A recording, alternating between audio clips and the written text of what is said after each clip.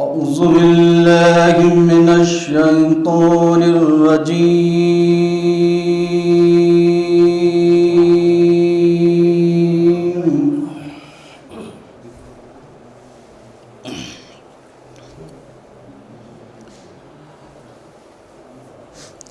بسم الله الرحمن الرحيم.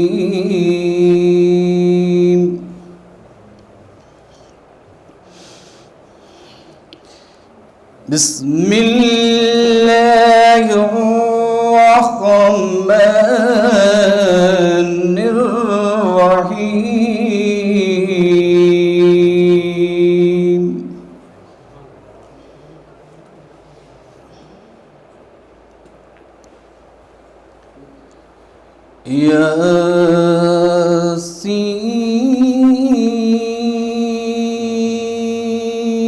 ياسين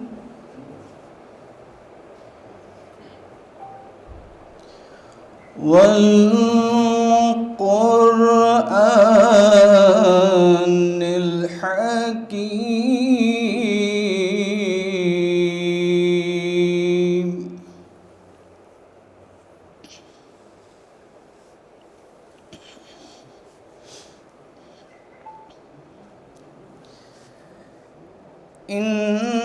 إنك لمن المرسلين.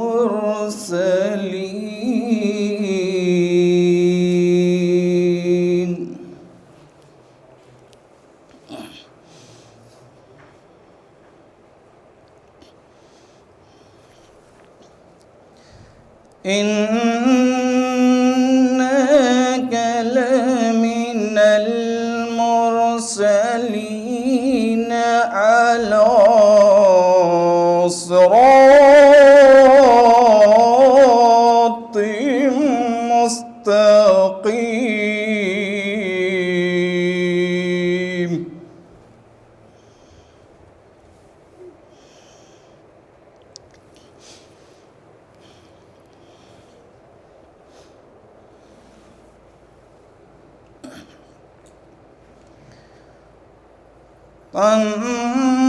تنزيل العزيز الرحيم.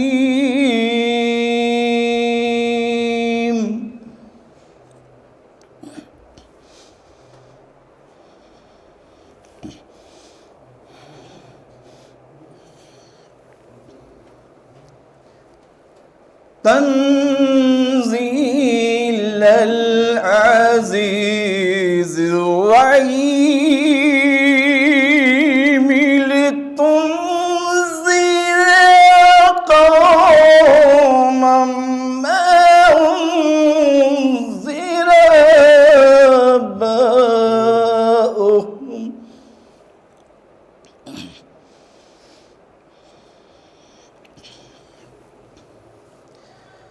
لتنذر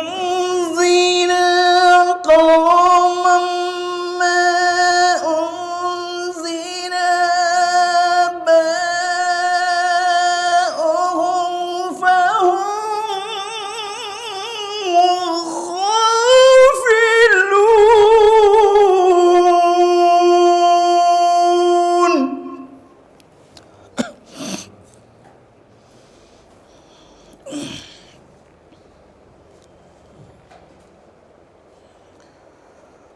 لقد حق القول على أكثرهم فهم لا يؤمنون.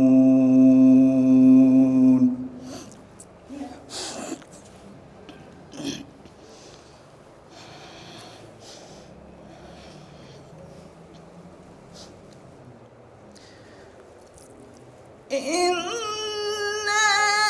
جعلنا في أعناقهم أغلالا فهي إلى الأذقان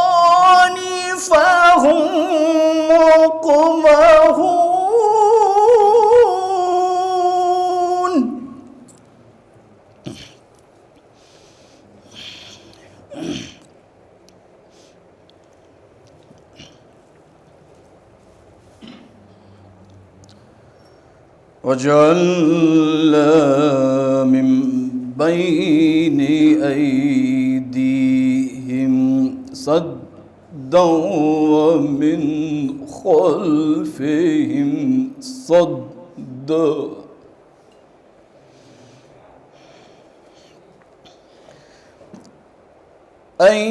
أيديهم صدا ومن خلفهم صدا فأغشيناهم فهم لا يبصرون.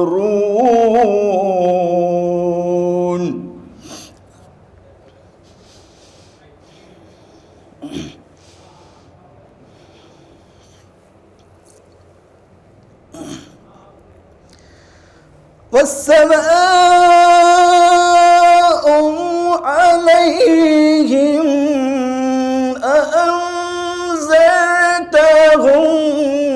أم لم تنذرهم لا يؤمنون.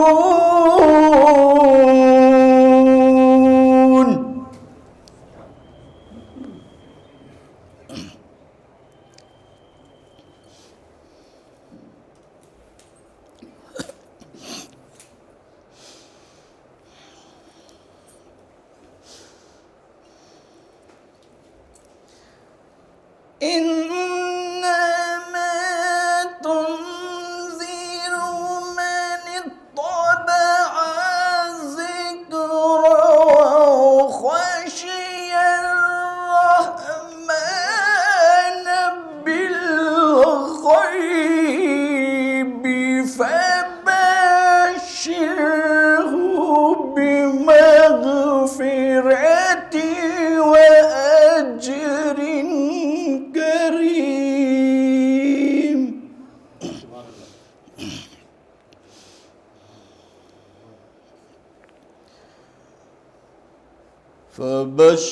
فبشره بمغفرة وأجر كريم.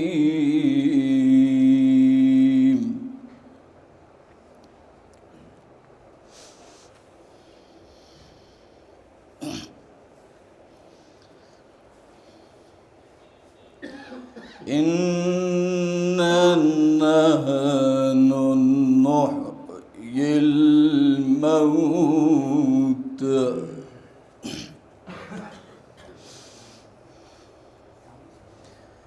إنا نحن نحيي الموتى ونكتب ما قدموا وآثارهم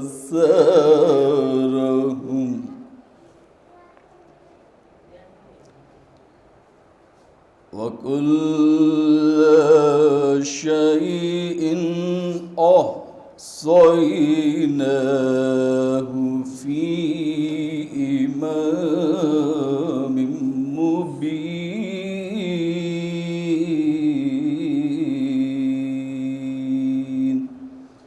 صدق الله العلي العظيم. اللهم صل وسلم وزد وبارك على رسول الله وآله الأطهار. على رسول الله وآله الأطهار. صلوات الله محمد.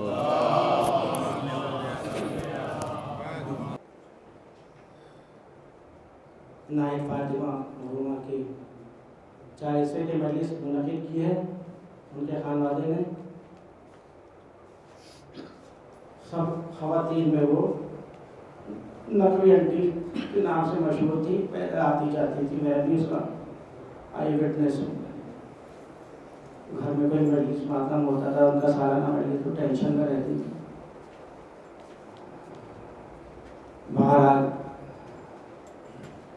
शुरुआत में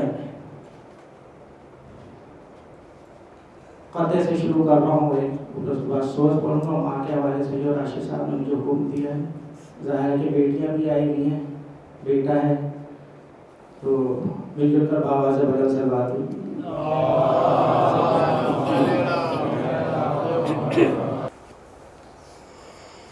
पता आप लोगों के समातों के हवाले कर रहा हूँ, मिलजुल कर बाबा से बुलंद सलवात भाई।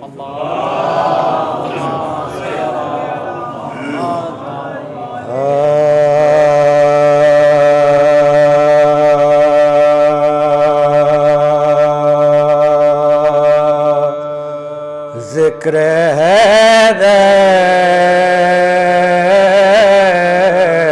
کو بندگی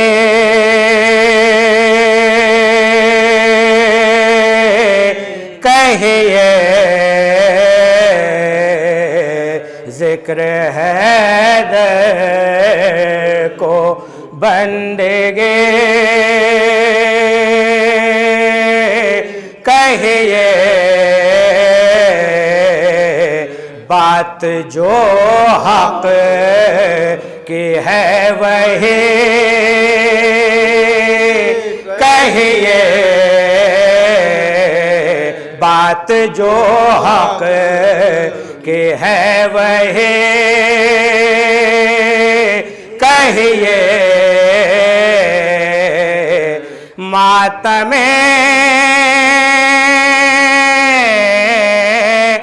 شہ میں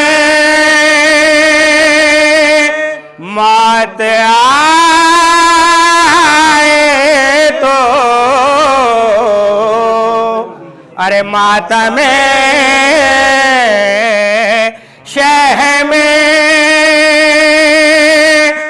مات آئے تو، ایسے مرنے کو زندگی کہیے، ایسے مرنے کو زندگی کہیے، ذکر ہے کو بندگی۔ سوس سبات آپ لوگوں کے حوالے کر رہا ہوں، مل جل کر آواز بنا۔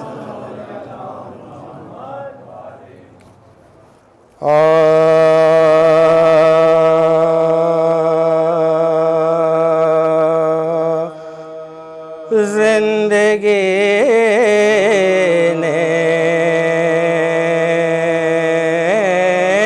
لباس چھین لیا، ارے زندگی نے لباس چھین لیا، موت نے کم سے کم کفن تو دیا، ارے موت نے کم سے کم کفن تو دیا، زندگی نے لباس چھین لیا، ارے زندگی در بدر پھراتے رہے، زندگی در بدر پھراتے رہے، موت نے مستقل وطن تو دیا، موت نے مستقل وطن تو دیا، زندگی نے لباس سے چھین لیا. چند اشعار پیش کر دو راشد بھائی. آپ نے ماں کے والے سے پڑھنے کے لیے بولا ہے, مل جل کر بآواز بلند صلوات.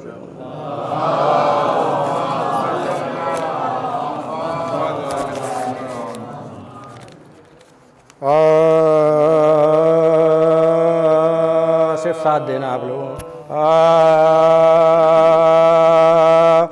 ماں زندگی کا مرکز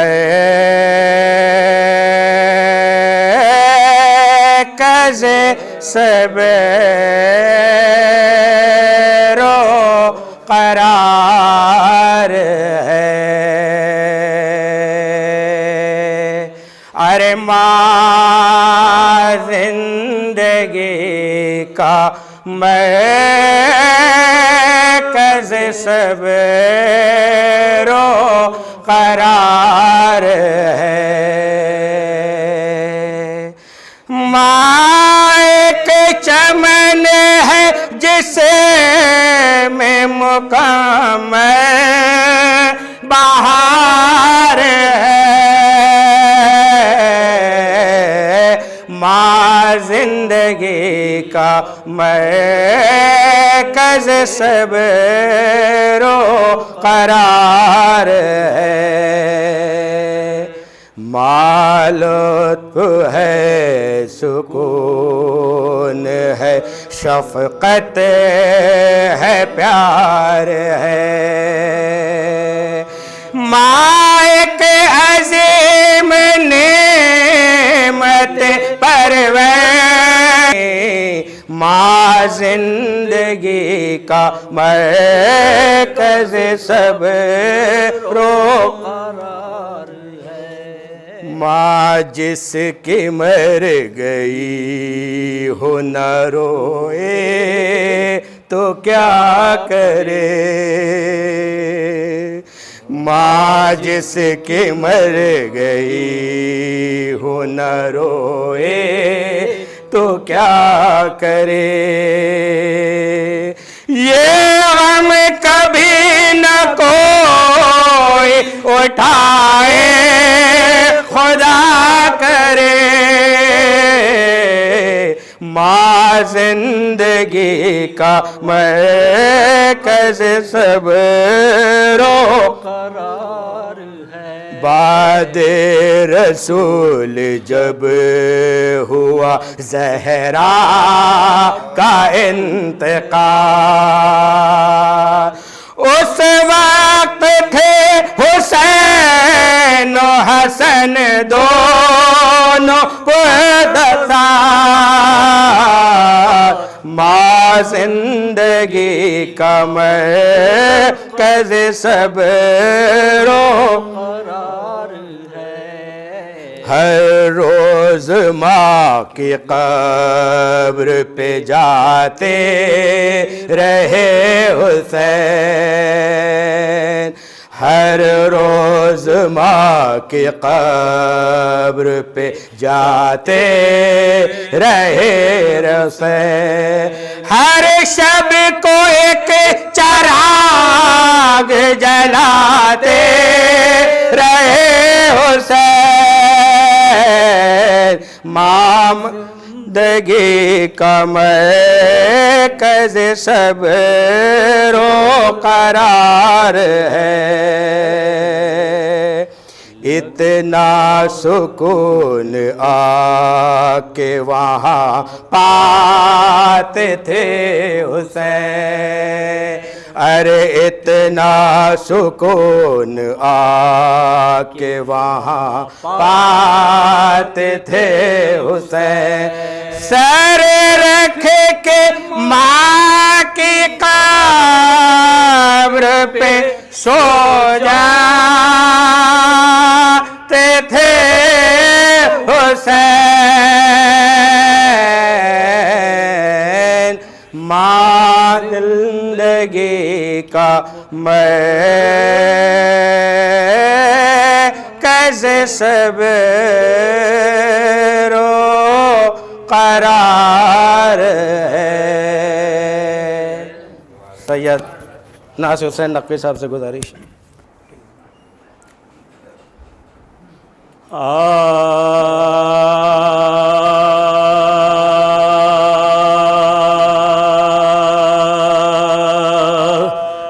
قرآن حسین کا ہے شریعت حسین کی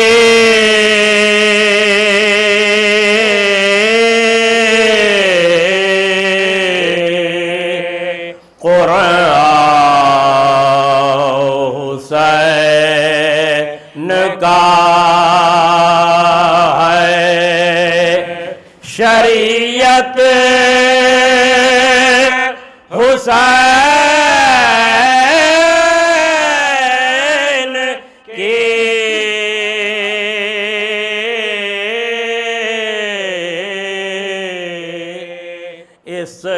اسلام کیا ہے صورت و سیرت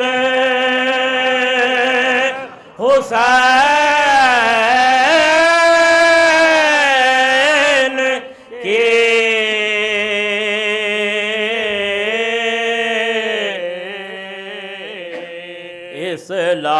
اسلام کیا ہے صورت و سیرت حسین کی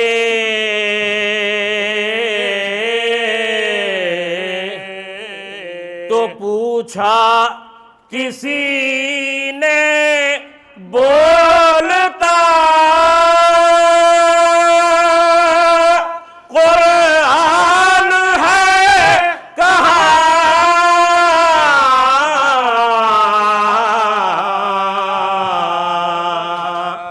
پوچھا کسی نے بولتا قرآن ہے کہاں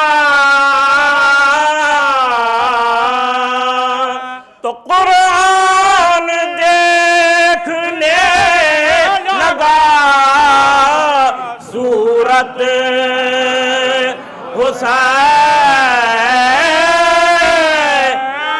کی پوچھا کسی نے بولتا قرآن ہے کہاں قرآن دیکھنے لگا صورت حسین کی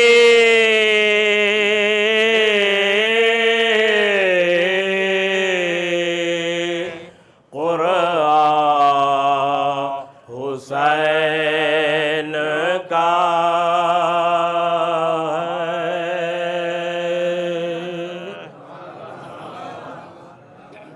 وقت کو دیکھتے ہوئے 2 منٹ کا سوز اور سماعت فرمائے.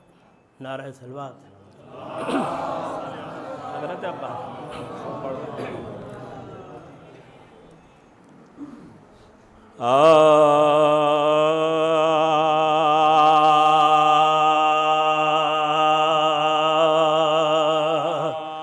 حضرت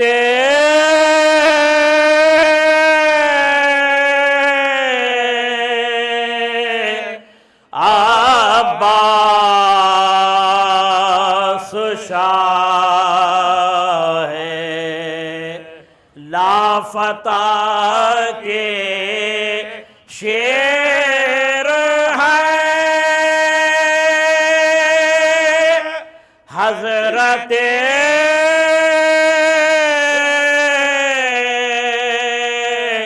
عباس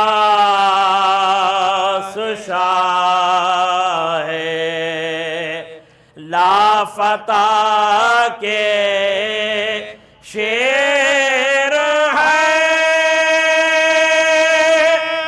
خندق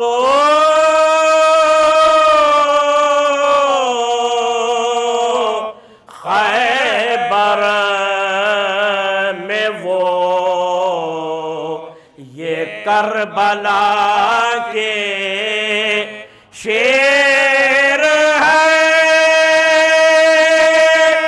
خندق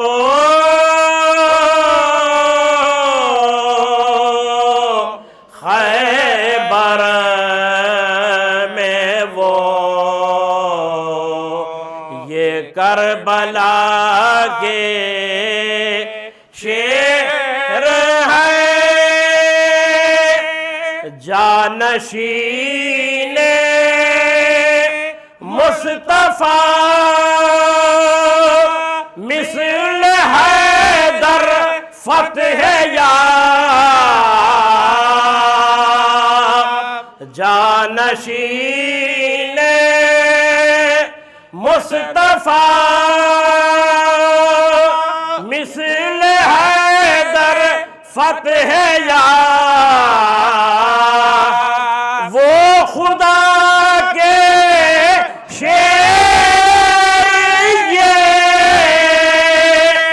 شیر خدا کے شیر ہے حضرت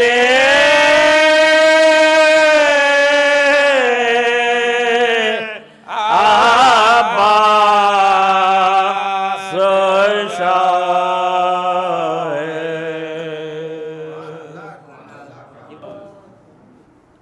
کل تلک چھلکتا تھا سارا گھر آنگن کل تلک چھلکتا تھا سارا گھر آنگن آج گوشے گوشے میں رنج و محن آج گوشے گوشے میں رنج و محن مرحوم مومنہ ناہید فاطمہ مرحوم مومنہ ناہید فاطمہ چھوڑ گئیں روتا بلکتا چمن چھوڑ گئیں روتا بلکتا چمن سورہ فاتحہ پڑھ کے کیجئے ایصال سورہ فاتحہ پڑھ کے کیجئے ایصال ناہید فاطمہ بنت انیس الحسن ناہید فاطمہ بنت انیس الحسن سورہ فاتحہ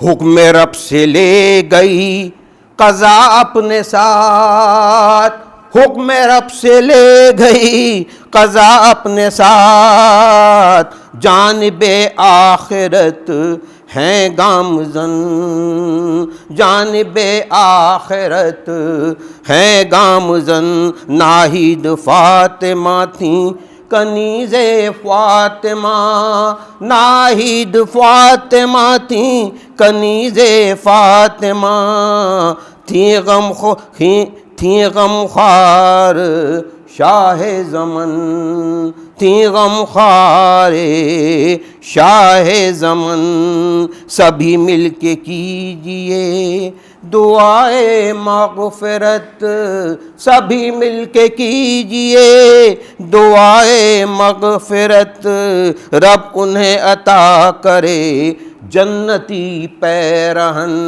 رب انہیں عطا کرے جنتی پیرہن ہم سبھی کو ہم نعرہ سلوات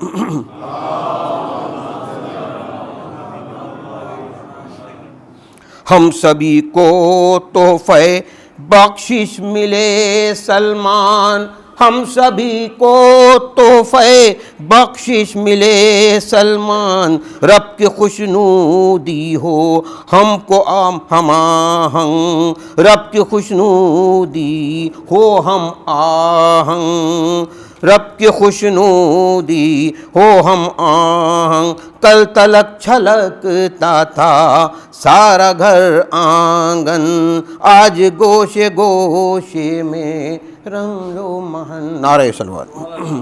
آب و ہوا میری ہے، علم حاصل نہ کیا میں نے خطا میری ہے، علم حاصل نہ کیا میں نے خطا میری ہے، اور فخر سے کہتا ہوں یہ فرش عزا میری ہے، فخر سے کہتا ہوں یہ فرش عزا میری ہے، مثل جنت ہے جو وہ کرب و بلا میری ہے، مثل جنت ہے جو وہ کرب و بلا میری۔ بطور خاص شعر ایک پیغام ہے کہ بیریدہ آتی ہیں، صلوات پڑھیں محمد والے محمد، کہ بیریدہ آتی ہیں مجلس میں اگر ماں بہنیں، بطور خاص شعر کہ بیریدہ آتی ہیں مجلس میں اگر ماں بہنیں، ان پہ الزام ہے بیکار خطا میری ہے، ان پہ الزام ہے بیکار خطا میری۔ اور معذرت کے ساتھ، کیونکہ آج شاعر کے اوپر ایک عجیب مسئلہ ہے، شاعر کچھ پودے سمجھنے والا کچھ سمجھے، ستم شاعر کے اوپر ہوتا ہے، اور ڈر لگتا ہے، عوالم بھی آ چکے ہیں کہ پتہ نہیں کہاں سے کوئی بات نکل جائے تو ہم غالی کے حوالے ہو جائیں، کہ وہ ہو جائیں اخباری ہو جائیں، صلوات پڑھیں محمد والے محمد۔ بڑا ڈر لگتا ہے آج شاعری کرتے ہوئے، بہت ڈر لگتا ہے کہ اس لیے بگڑی ہوئی آب و ہوا میری ہے، علم حاصل نہ کیا میں نے خطا میری ہے، بیردہ آتی ہیں مجلس میں اگر ماں بہنیں، ان پہ الزام ہے بیکار خطا میری ہے۔ اور فخر سے ایک صلوات پڑھیں محمد والے محمد۔ شان سے دار پہ سجدے میں کبھی میدان میں، شان سے دار پہ سجدے میں کبھی میدان میں، دین پر جان لٹانے کی ادا میری ہے، دین پر جان لٹانے کی ادا میری۔ صلوات پڑھیں محمد والے محمد۔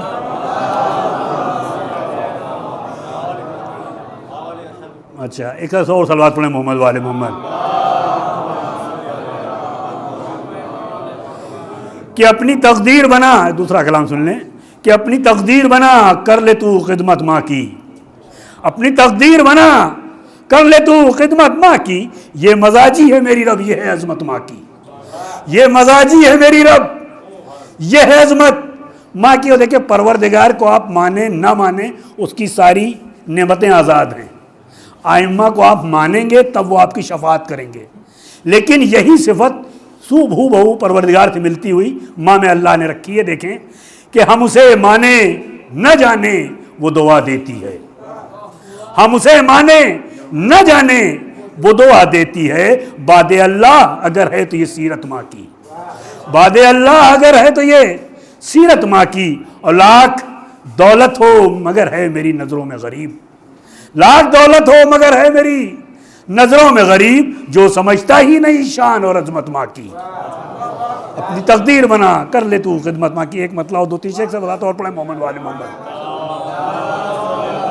اس میں بھی ایک پیغام ہے سرکار، دیکھیے کہ پہلے سمجھو کہ مرتضیٰ کیا ہے، پہلے سمجھو کہ مرتضیٰ کیا ہے، تب سمجھ جاؤ گے خدا کیا ہے، تب سمجھ جاؤ گے خدا کیا ہے۔ اور جو نہ سمجھے علی کی عظمت کو، جو نہ سمجھے علی کی عظمت کو، خاک سمجھے گا وہ خدا کیا ہے، خاک سمجھے گا وہ خدا کیا۔ یہاں سے شعر بطور خاص کہ دل میں کینہ لبوں پہ ہے غیبت، دل میں کینہ لبوں پہ ہے غیبت، شہ کی مجلس سے پھر لیا کیا ہے، شہ کی مجلس سے پھر لیا کیا ہے۔ وہ بات جو حق کی کر نہیں سکتا، بات جو حق کی کر نہیں سکتا، اس کا حیدر سے واسطہ کیا ہے، اس کا حیدر سے واسطہ کیا۔ بطور خاص شعر کہ ان کے ہاتھوں میں بھی وفا کا علم،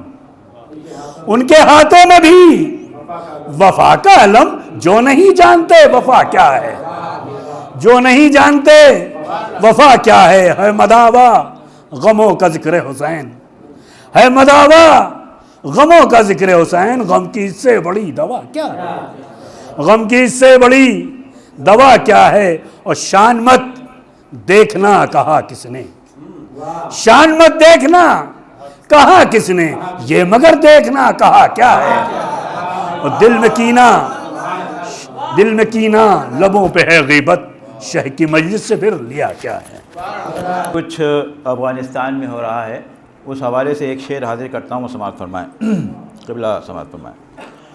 قرآن کی ہم نے تلاوت سمجھ کے کی ہے حضور، قرآن کی ہم نے تلاوت سمجھ کے کی ہے حضور، ہماری نسل کے ہاتھوں میں بم نہیں ہوگا۔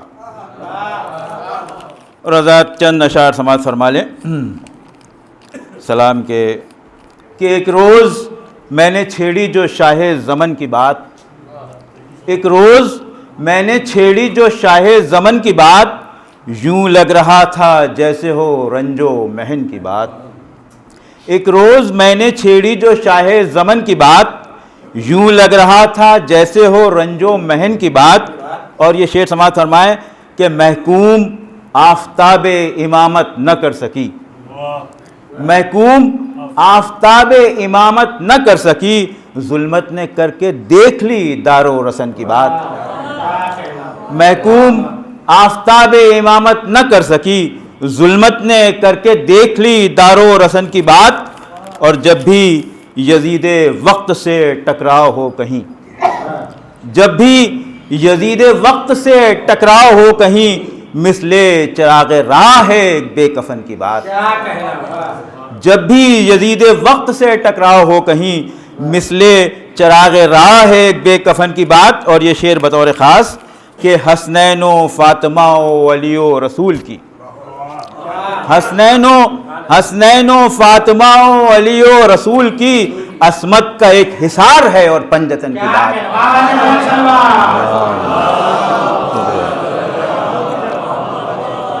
حسنین و فاطمہ و علی و رسول کی عصمت کا ایک حصار ہے اور پنجتن کی بات۔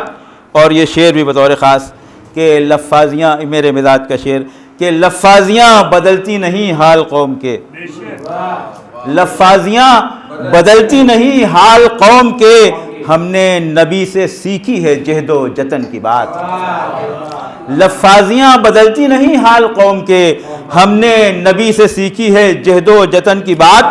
اور مسلم کی ہو، حبیب کی ہو یا زہیر کی، مسلم کی ہو، حبیب کی ہو یا زہیر کی، افراد کی کہاں ہے یہ ہے انجمن کی بات۔ شکریہ کہ مسلم، شکریہ ادا کہ مسلم کی ہو، حبیب کی ہو یا زہیر کی، افراد کی کہاں ہے یہ ہے پنجتن کی بات۔ اور یہ شعر بطور خاص کہ تاریخ انتقال نبی ہم سے پوچھئے، تاریخ انتقال نبی ہم سے پوچھئے، ہم جانتے ہیں ان کے کفن اور دفن کی بات۔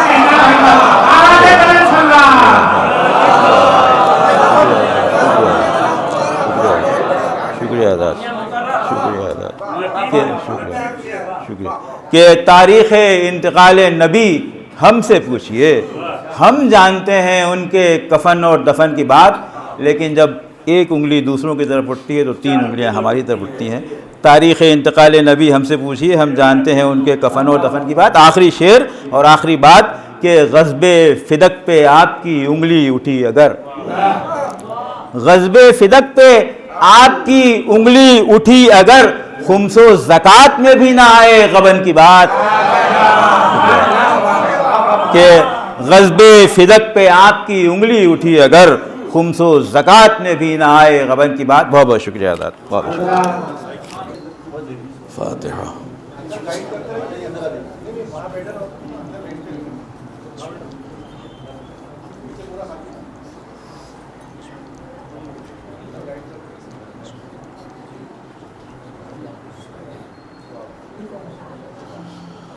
ما شاء اللہ ولا حول ولا قوة الا باللہ العلی العظیم۔ حسبنا اللہ ونعم الوکیل، نعم المولا ونعم النصیر۔ أعوذ بالله السميع العليم من الشيطان اللعين الرجيم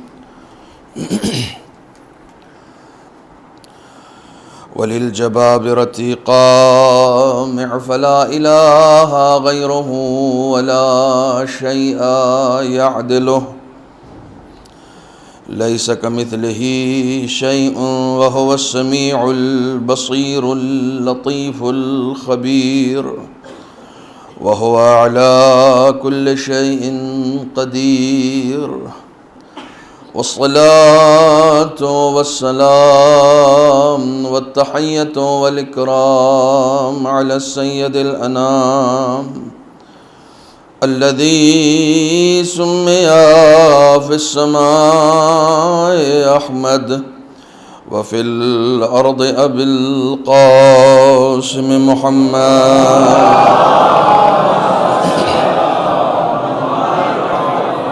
وعلى أهل بيته الطيبين الطاهرين المعصومين المظلومين الذين أذهب الله عنهم الرجس وطهرهم تطهيرا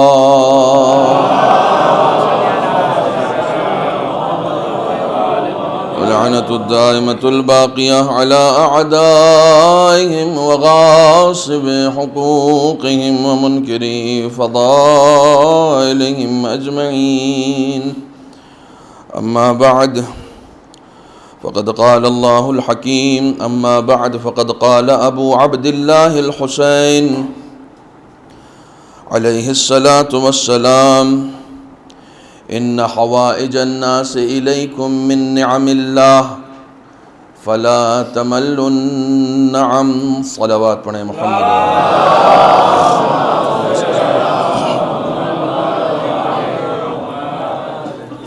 التماس ہے ایک مرتبہ سورہ حمد اور 3 مرتبہ سورہ اخلاص اول و آخر درود کے ساتھ پڑھ کر ناہید فاطمہ بنت انیس الحسن کی روح کو اصال فرما دیں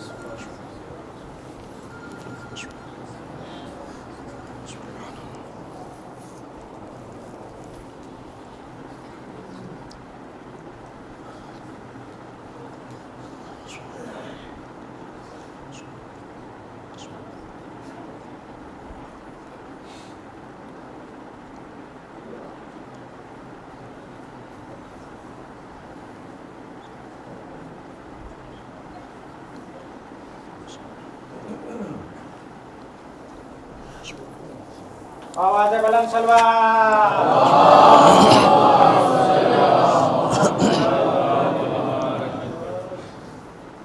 برادران عزیز مجلس ایصال ثواب ہے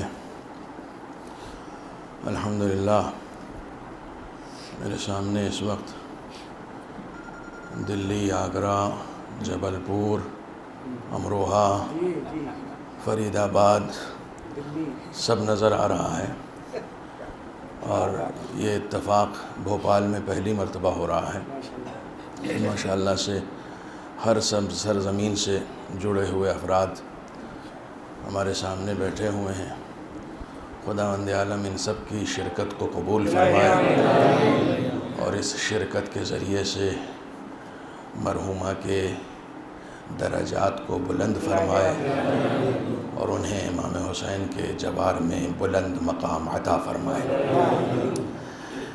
ہمارے پاس یہی ایک عظیم وسیلہ ہے جسے ذات والا صفات حضرت سرکار سید الشہداء امام حسین علیہ السلام نام نامی سے پہچانا جاتا ہے آپ یقین جانے میں ہمیشہ یہ بات عرض کرتا ہوں کہ میدان محشر میں نہ ہم اپنی نمازوں پر بھروسہ کر سکتے ہیں نہ ہم اپنی عبادتوں پر بھروسہ کر سکتے ہیں نہ ہم اپنے دیگر اعمال پر ناز کر سکتے ہیں لیکن جو نسبت ناز کرنے کے لائق ہے وہ نسبت ہی امام حسین علیہ السلام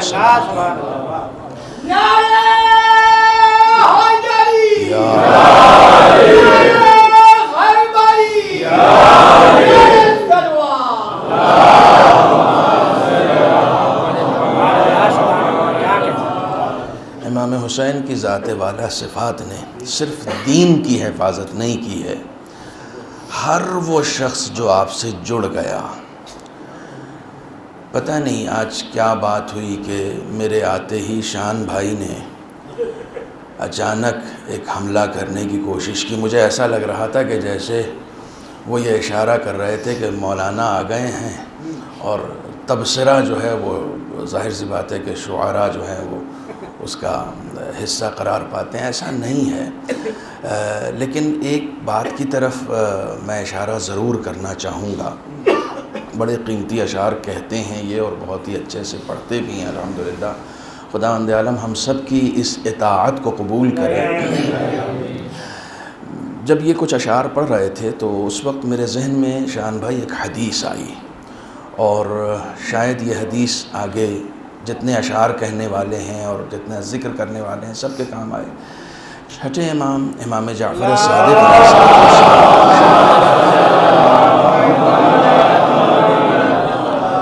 بالکل صاف صاف حدیث ہے.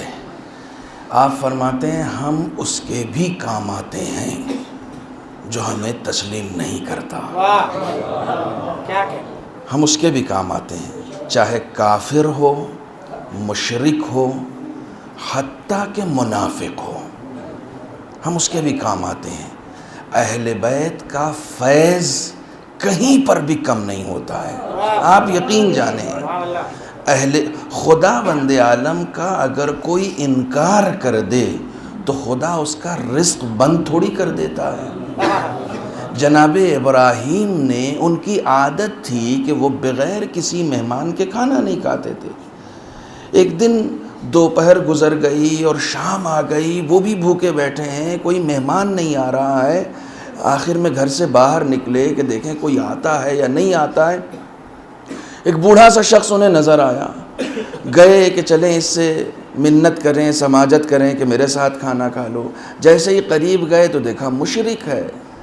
تو اب ان کا جی نہیں چاہا کہ میں اللہ کا نبی ہو کر کسی مشرک کو اپنے یہاں کھانے پر بلاؤں. واپس آ گئے.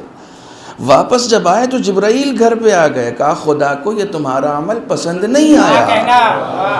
کہا جبرائیل کیوں نہیں پسند آیا؟ کہا جب سے وہ پیدا ہوا ہے تب سے آج تک وہ مشرک ہے. خدا نے کہا اب تک تو میں نے اس کا کھانا اس کو پہنچایا تھا، ایک دن اس کا رزق تم کو کیا دے دیا؟ تم نے اس کا رزق روک لیا. خدا بند عالم اس کا بھی رزق نہیں روکتا جو اس کو تسلیم نہیں کرتا. جو شان خدا کی ہے وہی شان خدا کے نمائندوں کی بھی ہے. اہل بیت کا فیض ہمیشہ ان اشخاص پر بھی پہنچتا ہے کہ جو ان کو نہیں مانتے. اگر میں اس کے اوپر ثبوت آپ کو فراہم کرنا چاہوں تو آپ یقین جانیں آج کی یہ مجلس مکمل ہو جائے گی اسی بات پر.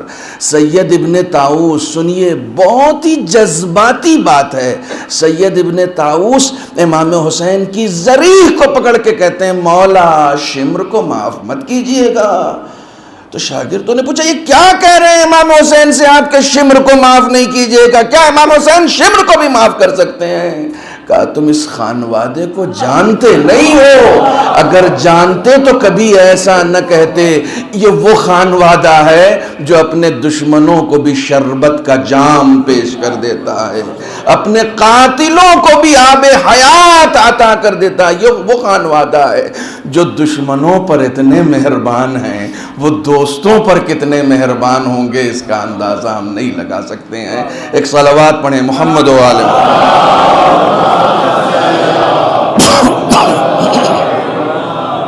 ایک صلوات اور پڑھیں محمد و آل محمد.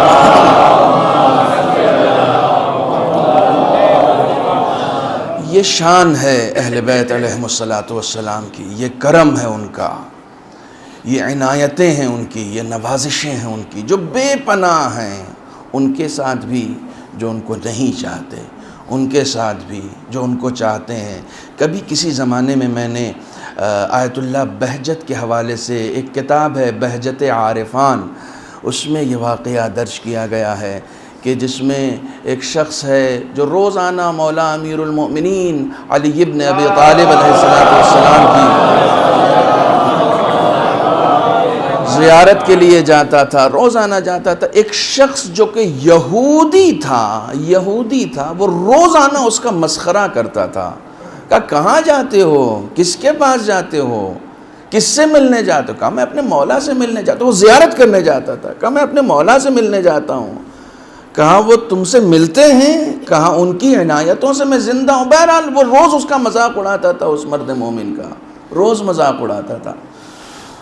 تو آخر میں یہ مرد مومن ایک دن اس سے کہنے لگا کہ اگر تم نے میرا مذاق اڑانا نہیں چھوڑا تو میں شکایت کر دوں گا. کہا اچھا تمہاری شکایت بھی سنی جاتی ہے وہاں؟ کہا ہاں ہماری شکایتیں بھی سنی جاتی ہیں. ایک عرصہ گزر گیا اس بات کو. ایک دن پھر اس یہودی کی ملاقات ہوئی. کہا کیا ہو گیا، تم نے شکایت نہیں کی؟ اس عدالت سے کیا فرمان میرے لیے جاری ہوا، کبھی بتایا نہیں تم نے؟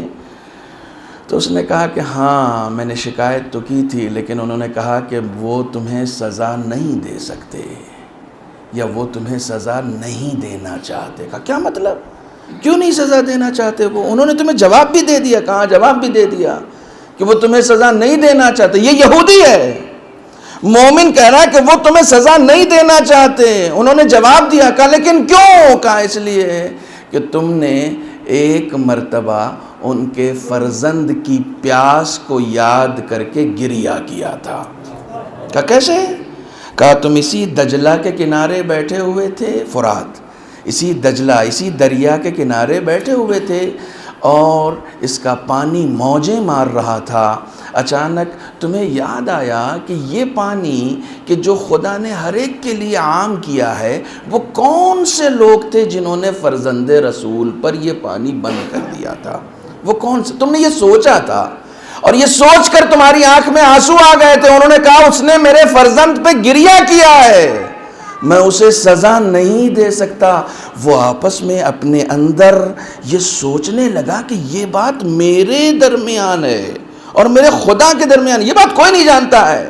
اس واقعے کو میں نے کسی سے شیئر نہیں کیا ہے، اس بات کو میں نے کسی سے بتایا نہیں ہے.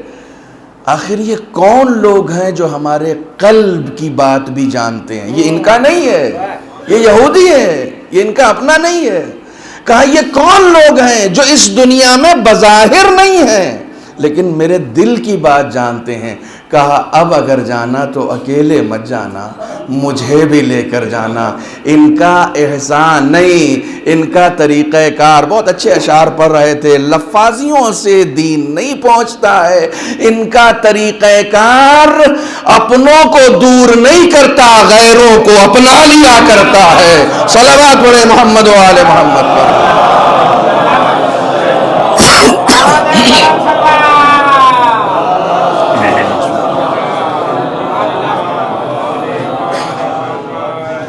یہ ان کا اپنا طریقہ کار ہے، یہ ان کی شان کریمی ہے. آپ یقین جانیں ہماری ساری وابستگی صرف اہل بیت سے اس بنیاد پر ہے کہ جو غیروں پر اپنا کرم کم نہیں کرتے. ہمارا رشتہ تو پھر بھی محبت کا. ٹھیک ہے آپ یہ کہہ سکتے ہیں کہ شاید ولایت کو اس طریقے سے ہم تسلیم نہیں کرتے جس طریقے سے کرنا چاہیے، اور یہ صحیح بھی ہے. شیعہ ہونے کا دعویٰ بہت بڑا ہے، شاید یہ دعویٰ ہم نہ کر سکیں، لیکن اتنا تو ہے کہ ہم محبت کا دعویٰ تو پیش کر سکتے ہیں کہ ہم محبت کرتے ہیں. ہمارے یہاں کا کوئی اپنا مرتا ہے، راشد بھائی چلے گئے، ہمارے یہاں کا کوئی اپنا مرتا ہے تو ہم اس کے ذکر کی محفل نہیں کرتے، ہم اہل بیت کے ذکر کی مجلس کرتے ہیں. کیوں کرتے ہیں؟ کیونکہ ہم اپنوں کے درد کو اسی وقت آسانی سے بانٹ سکتے ہیں کہ جب اہل بیت کا ذکر پر پاؤ. یہ محبت ہے، یہ محبت ہے. میں ہمیشہ ایک سوال کرتا ہوں، یہ تو تازہ غم ہے، آج تو مجلس چہلم ہے. میں اگر آپ سے کہوں کہ آپ کے دادا پردادا یا 4 نسل پہلے، مثلا بہت سارے ایسے لوگ ہوں گے جو یہاں پر شاید 50 سال سے ہیں، اصل میں کہیں اور ہوں گے، مثلا یہ شان بھائی نصیر آباد کے ہیں. بہت سارے لوگ ایسے ہیں جو دور سے آئے ہیں، یو پی سے آئے ہیں لیکن یہاں رہ رہے ہیں. ہمیشہ یہ ہوتا ہے، مثلا 4 نسل پہلے کوئی تھا جو یہاں آیا تھا، میں آپ سے کہوں کہ صاحب ان کا نام کیا تھا، تو آپ کو ڈائری نکالنی پڑے گی تاکہ آپ ان کا نام دیکھ سکیں۔ میں آپ سے کہوں کہ ان کی تاریخ وفات کیا ہے، تو آپ کو سوچنا پڑے گا، پوچھنا پڑے گا، سرچ کرنا پڑے گا۔ 4 نسل پہلے جس کا خون میری رگوں میں دوڑ رہا ہے، نہ اس کے نام کا ہمیں علم ہوتا ہے، نہ تاریخ وفات۔ اور اگر ہم اس سے کہتے ہیں کہ آپ دیکھیے ان کی تاریخ وفات یہ ہے، بریانی کھلا رہے ہیں آپ، آئیے نیاز کرتے ہیں ان کے نام سے آپ بریانی کھلائیے، ہم تیار نہیں ہوتے ہیں کہ صاحب اپنے ابا کی برسی میں 1 سال کے بعد ہم نے نہیں کھلایا تھا۔ جس کا خون میری رگوں میں دوڑ رہا ہے، میں اس کے نام پر کھلانے کے لیے تیار نہیں ہوتا ہوں۔ اے حسین، تم نے کیسا معجزہ کر دیا کہ 1400 سال کے بعد بھی ہمارے ہاں کا جب کوئی مرتا ہے تو ہم اس کے نام پر نہیں کھلاتے، حسین کے نام پر کھلاتے ہیں۔ صلوات پڑھیں محمد و آل محمد۔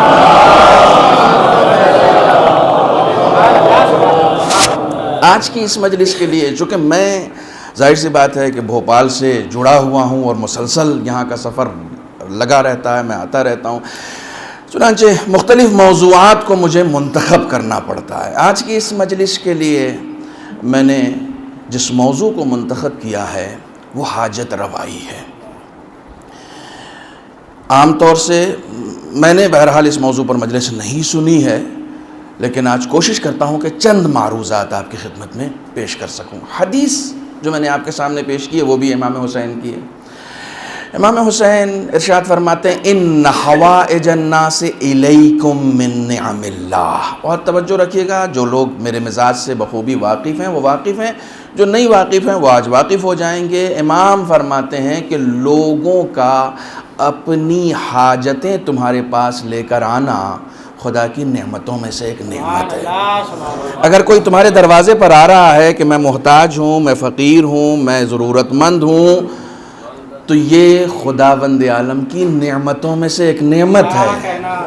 خدا کسی اور دروازے پر بھی بھیج سکتا تھا، تمہارے در پر بھیجنے کا مطلب یہ ہے کہ تم خدا کی نگاہ میں ہو۔ من نعم اللہ، خدا کی نعمتوں میں سے ایک نعمت ہے۔ لوگوں کا تم سے مطالبہ کرنا خدا کی نعمتوں میں سے ایک نعمت ہے۔ اللہ اکبر، نعمتیں کیا ہیں؟ حیات نعمت ہے، دولت نعمت ہے، گھر نعمت ہے، اولاد نعمت ہے، سکون نعمت ہے۔ جہاں یہ ساری چیزیں نعمت ہیں، امام حسین کہتے ہیں کوئی تم سے کچھ طلب کر رہا ہے نا تو اس کا طلب کرنا بھی نعمت ہے، اس کے لیے نہیں، تمہارے لیے نعمت ہے، تمہارے لیے نعمت ہے۔ خداوند عالم نے اس کام کے لیے تمہیں چنا ہے، اس کام کے لیے تمہیں منتخب کیا ہے کہ تمہارے دروازے پر آ رہا ہے۔ کوئی تمہارے دروازے پر اگر آ رہا ہے تو 2 رکعت شکرانے کی نماز زیادہ پڑھنا، کیونکہ اس منصب پر خدا نے خاصان خدا کو منتخب کیا تھا۔ لوگ 3 دن تک ایک ہی دروازے پر کیوں جایا کرتے تھے؟ کسی اور دروازے پر کیوں نہیں جایا کرتے تھے؟ ایک ہی دروازے پر جانے کا مطلب یہ ہے کہ خدا کی نعمتیں اسی گھر میں تمام ہوئی ہیں۔ یہ خدا کی نعمتوں میں سے ایک نعمت ہے کہ کوئی تمہارے پاس آ رہا ہے، کوئی تم سے طلب کر رہا ہے، اور اگر خدا نہ خواستہ تم نے جھڑک دیا، اما یہاں اپنے تو لالے پڑے ہوئے ہیں، اس پر سے تم چلے آئے، تو اس کا مطلب یہ ہوتا ہے کہ خدا کی دی ہوئی نعمت کو آن دا اسپاٹ ٹکرا دینا۔ شیخ انصاری کے پاس ایک شخص آیا مانگنے کے لیے، جیب خالی ہے، 2 دن سے فاقہ ان کے گھر میں بھی ہے۔ کہنے لگے کہ کہاں رہتے ہو؟ کہا فلاں جگہ رہتا ہوں۔ کہا وہاں سے قریب ایک مسجد ہے، دیکھا وہ اس کا ایڈریس پتا ہے؟ کہا ہاں پتا ہے۔ کہا وہاں جاؤ، فلاں صاحب ہیں، اور وہاں پر اگر تم اس وقت سے اس وقت کھڑے ہوگے تو بہت ساری پریشانی تمہاری حل ہو جائے گی، بہت خیرین آتے ہیں وہاں پر، بہت ساری مشکل تمہاری حل ہو جائے گی۔ تو شاگرد نے پوچھا یہ کیا کیا آپ نے؟ کہنے کہ میرے پاس دینے کے لیے کچھ نہیں تھا۔ کہا اچھی بات تو کر سکتا ہوں نا، اگر کسی کو دینے کے لیے ہمارے پاس کچھ نہیں ہو تو کم سے کم اسے جھڑکو تو نہیں، ایک اچھا سا مشورہ تو دے سکتے ہیں نا کہ ہاں کہاں پر اس کی ضرورت پوری ہو سکتی ہے۔ وہ جانتے ہیں کہ یہ خدا کی نعمتوں میں سے ایک نعمت ہے۔ فلا تمل النعم، خدا کی نعمتوں کو کبھی ٹھکرانا نہیں، اگر کوئی تمہارے پاس اپنی حاجتیں لے کر آیا ہے، ہم سوچتے ہیں ذرا سا پیسہ ہو گیا تو حج کر لیں. واجب ہے، واجب ہے، لیکن صرف پہلی مرتبہ واجب ہے، دوسری مرتبہ تھوڑی واجب ہے. جب آپ مستطیع ہو گئے تو اب واجب ہے آپ کے اوپر، آپ جائیں حج کریں. لیکن نہیں، چونکہ ہم کو اپنے نامہ اعمال میں کم لوگوں کے یہاں کریڈٹ لینے کے لیے لکھوانا. ارے صاحب 3 بار حج کیا ہے انہوں نے. چھٹے امام کے پاس ایک شخص آیا، آ کے کہنے لگا مولا حج پہ جا رہا ہوں. کہا مبارک ہو. کہا بیٹھو میں حج کا ثواب بتاتا ہوں. کسی کام کا ثواب جانے بغیر عمل کرنا اور ہے، ثواب جان کر عمل کرنا اور ہے. کہا بیٹھو میں تم کو ثواب بتاتا ہوں. اس حج میں ایک چیز ہے طواف، صرف ایک چیز ہے. جو یہ 7 بار تم طواف کرتے ہو نا، بغیر اس کے حج نامکمل ہے. امام نے کہا چھوڑو حج، میں صرف طواف کا ثواب بتاتا ہوں، جس کے بغیر حج مکمل نہیں. بہت توجہ رکھیے گا، حج کو چھوڑ دو، صرف اس کا ثواب بتاتا ہوں کہ جو اس کے بغیر حج مکمل نہیں ہوتا. کہ جیسے ہی کوئی شخص طواف مکمل کرتا، جتنا ثواب مجھے یاد آئے گا میں صرف اتنا بتاؤں گا، جتنا امام نے بتایا وہ سب نہیں بتا پاؤں گا. یہ بھی یاد رکھیے گا، جتنا مجھے اس وقت یاد آئے گا میں وہ بتاؤں گا. امام نے فرمایا جیسے ہی کوئی شخص طواف مکمل کرتا ہے 6000 نیکیاں اس کے نامہ اعمال میں لکھ دی جاتی ہیں. 6000 گناہ مٹا دیے جاتے ہیں. 6000 دنیاوی حاجتیں اس کو دے دی جاتی ہیں. 6000 آخرت کی حاجتیں اس کو دے دی جاتی ہیں. 6000 درجات اس کے بلند ہو جاتے ہیں.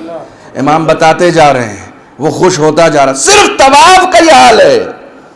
ابھی سعی باقی ہے، ابھی احرام باقی ہے، ابھی تلبیہ باقی ہے، ابھی تکبیر باقی ہے، ابھی صرف طواف کا ثواب امام بتا رہے ہیں. امام ثواب بتاتے رہے، وہ خوش ہو گیا. کہا اس سے بہتر کوئی چیز بتاؤں؟ جب طواف کا ثواب امام بتا چکے تو کہا اس سے بہتر کوئی چیز بتاؤں؟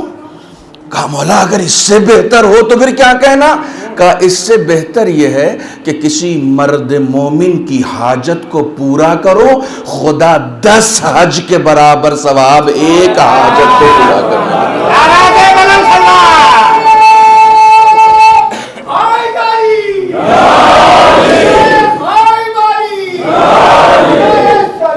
اللہم صلی. میں جان بوجھ کے یہ باتیں ایصال ثواب کی مجلس میں عرض کر رہا ہوں. 10 حج کے برابر صرف ایک مومن کی حاجت کو پورا کرنا. کس وقت؟ کہ جب تمہیں کوئی ضرورت مند نظر آئے. ممکن ہے کہ وہ ضرورت مند نہ ہو. توجہ فرمائیے گا. کئی مرتبہ ایسا ہوتا ہے کہ نہیں آپ کو ڈاؤٹ ہے، نہیں یہ لگتا نہیں ہے. تمہارے ثواب میں کمی نہیں ہوگی اس ڈاؤٹ کی بنیاد پر. نہیں صاحب مجھے ڈاؤٹ ہے. ڈاؤٹ تو ہے نا، یقین تھوڑی ہے. ہمارے ہاں فقہ کا مسئلہ ہے، فقہ کا مسئلہ ہے. لا تنقض الیقین بالشک. قبلہ بیٹھے ہوئے ہیں. یہ فقہی مسئلہ ہے کہ کسی بھی شک کی بنیاد پر یقین کو ڈیمیج نہیں کیا جا سکتا. بہت توجہ رکھیے گا. دیکھیے میں آپ کے درمیان آتا رہتا ہوں، اس لیے مجھے معلوم ہے کہ مجھے کون سی بات کس لہجے میں ڈیلیور کرنی ہے. کسی بھی شک کی بنیاد پر یقین کو ڈیمیج نہیں کیا جا سکتا. مجھے شک ہے، مجھے ڈاؤٹ ہے کہ یہ آدمی مستحق نہیں ہے، لیکن یہ تو یقین ہے کہ یہ مانگنے آیا ہے. اس بات کا تو یقین ہے نا کہ یہ مانگنے آیا ہے. اس بات کا شک ہے کہ یہ مستحق ہے یا نہیں ہے. عمل شک پہ کرو گے یا یقین پہ؟ میری یہ ابا ہے مثال کے طور پر، یہ ردا میری نجس ہو جائے، اگر مجھے معلوم ہے کہ نجس ہو گئی، مثال دے رہا ہوں. میں نے جب گھر پہنچا تو میں نے اپنی اہلیہ سے کہا کہ یہ ابا ردا نجس ہو گئی ہے، آپ اسے پاک کر دیجئے گا. توجہ فرمائیے گا. میں دوسرے سفر پہ گیا، دوسری ابا لے کر گیا، دوسری ردا لے کر گیا. جب واپس آیا تو میں نے پوچھا آپ نے اسے پاک کر دیا تھا؟ تو انہوں نے کہا کہ ہاں شاید کر تو دیا تھا. اب بتائیے یہ نجس ہے یا پاک؟ یہ نجس ہے یا پاک؟ انہوں نے کہا ہاں شاید یقین نہیں ہے ان کو, پاک کرنے کا شک ہے. بہت توجہ رکھیے گا, اس ردا کو پاک کرنے کا شک ہے, لیکن اس کے نجس ہونے کا مجھے, توجہ فرمائیے گا, اس کے نجس ہونے کا مجھے یقین ہے, پاک کرنے کا شک ہے. یہ نجس ہے یا پاک؟ نجس ہے نا, کیونکہ نجاست کا ہے یقین اور طہارت کا ہے شک. شک اور یقین میں جب لڑائی ہو تو کون جیتتا ہے؟ اما اب مجھے اشارہ کرنا پڑے گا, مجھے کیا کھل کے بولنا پڑے گا کہ جہاں جہاں شک ہو اور جہاں جہاں یقین ہو, جیت ہمیشہ یقین والے کی ہوتی ہے. شک والا کبھی جیت نہیں سکتا, اس کی فتح نہیں ہوگی. علی کہتے ہیں لو کشف الغطاء لمزددت یقینا, پردے ہٹا بھی دیے جائیں تو میرے یقین میں اضافہ ہونے والا نہیں ہے. میرا یقین آخری مرحلے پر ہے, آخری منزل پر ہے. شک کرنے والوں کے ساتھ نہ جانا, یقین کرنے والوں کے ساتھ رہنا. جب شک اور یقین میں لڑائی ہوتی ہے تو جیت نہیں. ایک ایسی مثال دیتا ہوں جو بہت چبھتی ہوئی ہے. اظہر صاحب پڑھا رہے ہیں نماز, نہیں اظہر صاحب نہیں, بھیا کچھ کہتے ہوئے ڈر لگتا ہے, چھوڑو, کوئی اطہر صاحب ہیں وہ پڑھا رہے ہیں. اب اپنے ذہن میں مت لینا کون صاحب ہیں, کوئی صاحب بھی ہیں, کوئی صاحب پڑھا رہے ہیں نماز. نماز کی ہے دوسری رکعت, نہیں توجہ رکھنا, نماز کی ہے دوسری رکعت. دوسری رکعت میں دوسرے سجدے کے بعد جیسے ہی یہ بیٹھے انہوں نے کہا بحول اللہ. کہنا کیا تھا؟ کہنا کیا تھا؟ تشہد پڑھنا تھا نا, الحمدللہ. ان کو پڑھنا تھا تشہد, انہوں نے کہہ دیا بحول اللہ. اب جو لوگ پیچھے تھے انہوں نے کہا الحمدللہ. کمال یہ ہے اب تک امام جماعت پڑھا رہا تھا. اب اس سے زیادہ کھل کے تو میں نہیں کہہ سکتا نا.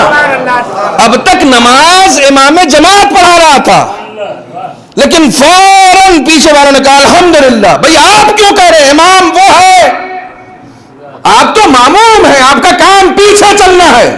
کہا قبلہ امامت اسی وقت تک ہوگی جب تک امام یقین کے عالم میں ہو, لیکن جیسے ہی شک ہو گیا تو جس کا یقین قائم ہوگا اقتدا اس کی جائے گی, چاہے وہ پیچھے ہی کیوں نہ ہو. اپنے بالکل سادے لینگویج میں کہوں, یقین والوں کی چلتی ہے, شک والوں کی. یہ بات جملہ معترضہ کے طور پر آ گئی تھی, اس لیے عرض کر دیا میں نے. ایک صلوات پڑھیں محمد و آل محمد.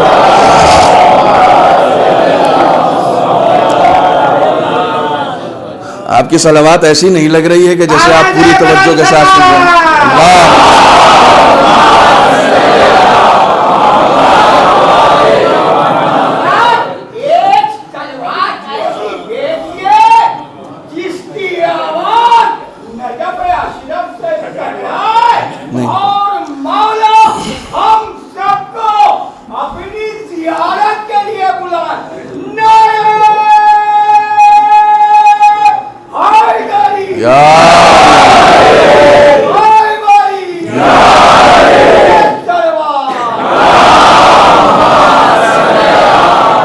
اللہ کرے ہمارا عمل ایسا ہو جائے کہ صرف موت کے وقت علی کی زیارت نہ ہو, زندگی میں بھی علی کی زیارت ہو جائے انشاءاللہ. ہمیں شک ہے کہ یہ پتہ نہیں مستحق ہے نہیں ہے, لیکن یہ تو یقین ہے کہ یہ مانگنے آیا ہے. امام فرماتے ہیں دے دو, تم دے دو, ڈاؤٹ میں مت رہو. تمہارے سامنے دستے سوال اس نے دراز کر دیا ہے, مانگ لیا ہے. اللہ اکبر. امام حسین کی حدیث سنائی ہے میں نے آپ کو. دروازے پر سائل آیا, مولائے کائنات نے امام حسین کے پاس بھیج دیا. کہا کیا چاہیے؟ کہ یہ چاہیے. مثلا ایک مقدار اس نے بتایا کہ اس کی ضرورت ہے. امام نے کہا رکو. گھر گئے, جو جمع پونجی تھی وہ جمع کیا. خواتین سے کہا کچھ گہنے وہنے ہیں؟ کہا ہاں ہے. سب جمع کیا, ایک رومال میں لپیٹا, اور رومال میں لپیٹ کے گھر کے اندر سے, سامنے نہیں آئے, دروازہ کھولا نہیں, گھر کے اندر سے ہاتھ باہر کر کے امام حسین نے کہا یہ لو. کہا مولا سامنے کیوں نہیں آ رہے ہیں؟ کہا شرمندگی ہے. اللہ اکبر. مانگنے والے کو نہیں, دینے والے کو. کہا مولا آپ کو شرمندگی کیسی؟ کہا جتنا دینا چاہ رہا تھا اتنا نہیں دے سکا. اس بات کی اس کی حاجت سے کہیں زیادہ دے دیا ہے. کہا میں جتنا دینا چاہ رہا تھا میں اتنا نہیں دے سکا, اس بات کی شرمندگی ہے. پورا قصیدہ اس نے کہا ہے, قصیدہ تاریخ میں موجود ہے, پورا قصیدہ کہا ہے اس نے. یہ شان ہے ان کی عطا کرنے کی. یہ ایک ہی دروازے سے اتنا دے دیتے ہیں کہ کسی کے 40 دروازے سے بھی اتنا نہیں ملتا. یہ شان ہے ان کی عطا کرنے کی. توجہ فرمائیے گا, یہ عظیم نعمتوں میں سے ایک نعمت ہے جو خداوند عالم, اگر آپ کے پاس کوئی سائل آ رہا ہے اپنے گزشتگان کے نام سے, اپنے مرحومین کے نام سے, اگر ثواب جاریہ چاہتے ہیں نا, خدا کی قسم لوگوں کی حاجتوں کو پورا کرنا, لوگوں کی حاجتوں کو پورا کرنا امام حسین کے مطابق خداوند عالم کی عظیم نعمتوں میں سے ایک نعمت ہے. امام حسین کے مطابق عظیم نعمتوں میں سے ایک نعمت ہے. سب سے کم سوشل ورک کی ایکٹیویٹیز الحمدللہ ہمارے یہاں پائی جاتی ہے. سب سے کم. ہمارے یہاں ماتمی انجمنیں تو ہیں, لوگوں کی ضرورتوں کو پورا کرنے والی انجمنیں نہیں ہیں. ہمارے یہاں نوحہ پڑھنے والی انجمنیں تو ہیں, لوگوں کے آنسو پوچھنے والی انجمنیں نہیں ہیں. ہمارے یہاں دیگر انجمنیں, ہر طرح کی انجمنیں, آپ کہیں پر چلے جائیے آپ کو سوشل ورک سرداروں میں بہت زیادہ دکھ جائے گا, دوسری قوموں میں, عیسائیوں میں بہت زیادہ دکھ جائے گا. سب سے زیادہ جن کے یہاں ہونا چاہیے تھا, سب سے زیادہ جن کا امیر اس وقت تک سوتا نہیں تھا جب تک پورے شہر کو کھانا نہ کھلا دے, اس وقت تک سوتا نہیں تھا. ان کے چاہنے والے الحمدللہ اس طرح کی انجمنیں ہمارے یہاں نہیں ہیں. یہ عیب ہے, یہ ہمارے یہاں کا ایک فالٹ ہے. آپ یقین جانیں اس طرح کے کام ہم لوگ بہت اچھے سے کر سکتے ہیں. میں نے ایک جملہ گجرات میں کہا تھا کہ معصومین نے اپنوں کو کھلانے نہیں کہا ہے, بھوکوں کو کھلانے کہا ہے. ہم خود ہی بناتے ہیں, خود ہی کھا جاتے ہیں. اپنوں کو کھلانا کمال نہیں ہے, بھوکوں کو کھلانا کمال ہے. آپ یقین جانیں اپنوں میں اگر ہم 1000 کو کھلا دیں اور کسی ایک بھوکے کو کھلا دیں, خدا کی قسم کوئی موازنہ نہیں ہو سکتا ہے, کوئی موازنہ نہیں ہو سکتا. کوشش کریں. بہت سارے ماشاءاللہ سے انٹلیکچوئلز ہیں اور بہت سارے ایسے لوگ ہیں جو ورک کر سکتے ہیں, فیلڈ ورک کر سکتے ہیں. ہمارے یہاں کے نوجوان اس زمرے میں کام کر سکتے ہیں, قدم اٹھا سکتے ہیں. میں گجرات گیا تھا کہ وہاں پر ایک حسینی یوتھ کے نام سے ایک انجمن ہے. وہ لوگ آئے, ان کا کام کیا ہے؟ ان کا کام اب تک صرف عزاداری تھا. امام حسین کی عزاداری کو آرگنائز طریقے سے وہ کرتے تھے. انہوں نے مجلس کے بعد ایک میٹنگ ہمارے ساتھ کی, کہنے لگے کہ آپ ہمارے کام کو بتائیے کہ ہمیں کیا کیا کرنا چاہیے. ہم نے کہا سب سے پہلا کام آپ کو سوشل ورک کرنا ہے, دوسروں کی ضرورتوں کو پورا کیجئے, چاہے وہ کافر ہی کیوں نہ ہو, چاہے وہ مشرک ہی کیوں نہ ہو. آپ دوسروں کے کام آئیے. جب بھی کوئی مشکل میں ہو اس کے ذہن میں آپ کی انجمن آئے کہ میری مشکل کو یہ انجمن حل کر سکتی ہے, میری انجمن کو یہ نوجوانوں کا طبقہ حل کر سکتا ہے. یہ دوسروں کے کام آتے ہیں. کیوں؟ اس لیے کہ جب بھی ہمارے اماموں کی موجودگی میں جب بھی کسی کے اوپر کوئی مشکل آئی ہے اس نے ہمیشہ مشکل کشا کا دروازہ کھٹکھٹایا ہے. اس نے ہمیشہ امام محمد تقی علیہ الصلوۃ والسلام کے زمانے میں,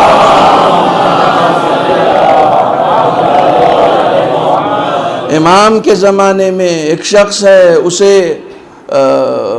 یہ مامون نے, بظاہر مامون نے یا جو بھی عباسی خلیفہ تھا, اس نے طلب کر لیا تھا دربار میں. یہودی ہے, اسے طلب کر لیا گیا دربار میں. اس نے کہا دربار میں طلب کرنے کا مطلب تو یہ ہے کہ اب مشکل میں آ گئے ہم, میری گردن جائے گی, کچھ نہ کچھ ایسا ہے, میں یہودی بھی ہوں. عباسی خلیفہ بیٹھا ہوا ہے، اس کا مطلب میں مشکل میں آ گیا. سوچنے لگا میری مشکل حل کون کر سکتا ہے، میری مشکل حل کون کر سکتا ہے. فوراً ذہن میں امام محمد تقی علیہ السلام کا نام آیا اس کا.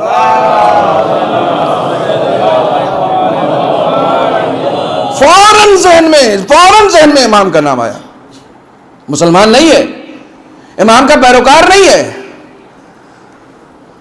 سوچنے لگا کہ میں نے تو ان کا گھر بھی نہیں دیکھا ہے، میں تو جانتا بھی نہیں ہوں، پہچانتا بھی نہیں ہوں. لیکن شیعوں کے ساتھ اٹھ بیٹھ تھی اس کی.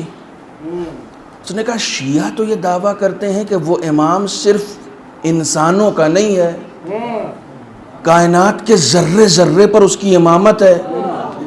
تو گھوڑے پر، جس گھوڑے پر بیٹھا تھا، اس سے کہا اگر وہ تیرا امام ہے تو تجھے تو پتا ہوگا نا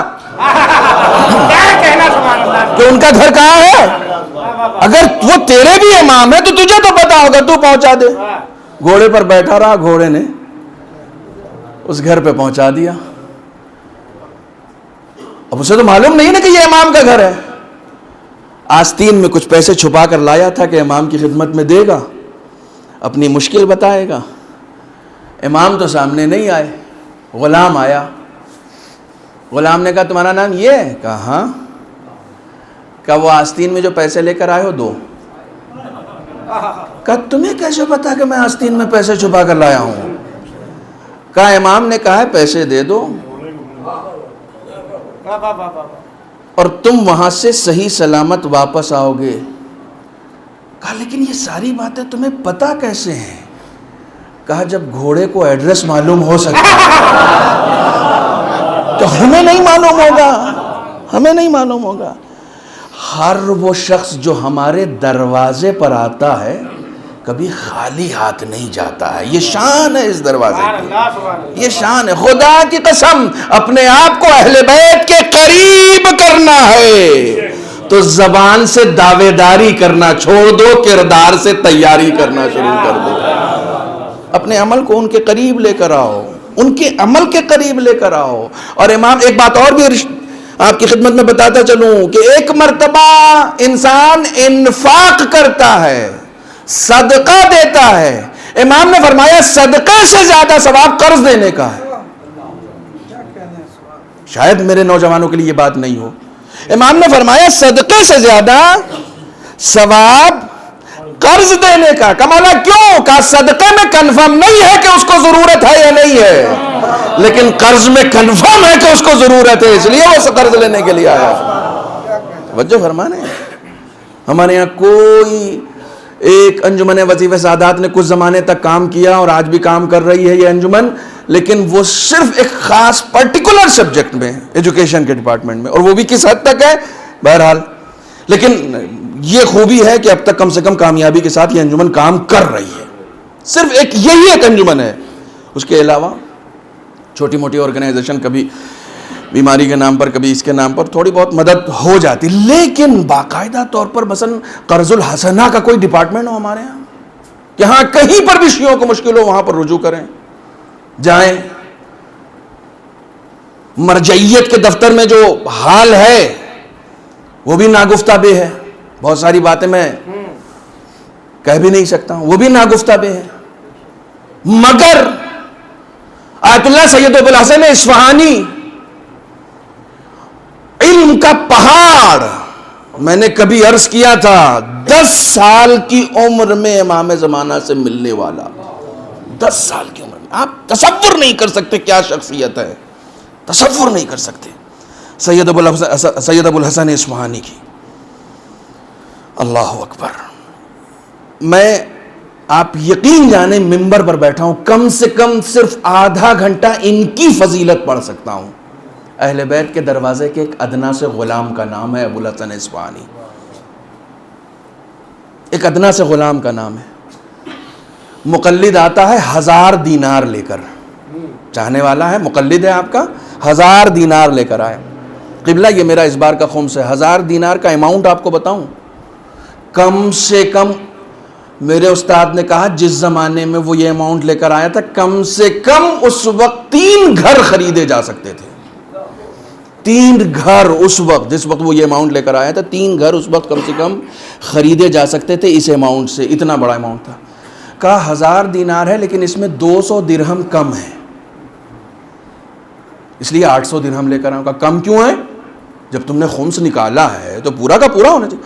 کہا نہیں، اس میں سے 200 درہم جو ہے، چونکہ میرا ایک پارٹنر ہے وہ یہودی ہے اور اس نے 200 درہم ابھی مجھے لوٹائے نہیں ہیں، اس نے 200 درہم رکھ لیے ہیں، مجھے لوٹائے نہیں ہیں، جیسے ہی وہ لوٹا دے گا میں آپ کو خدمت میں لا دوں گا. تو انہوں نے کہا کہ تمہارے ساتھ کام کرتا ہے؟ کہا جی. کہا کیا واقعی لوٹانے کے قابل نہیں؟ کرنے صرف یہ کہ لوٹانے کے قابل نہیں، اس کا سارا بزنس چوپٹ ہو چکا ہے، مفلوق الحال ہو چکا ہے. وہ کہنے لگے یہ 800 اٹھاؤ، جا کے اس کو دے آؤ.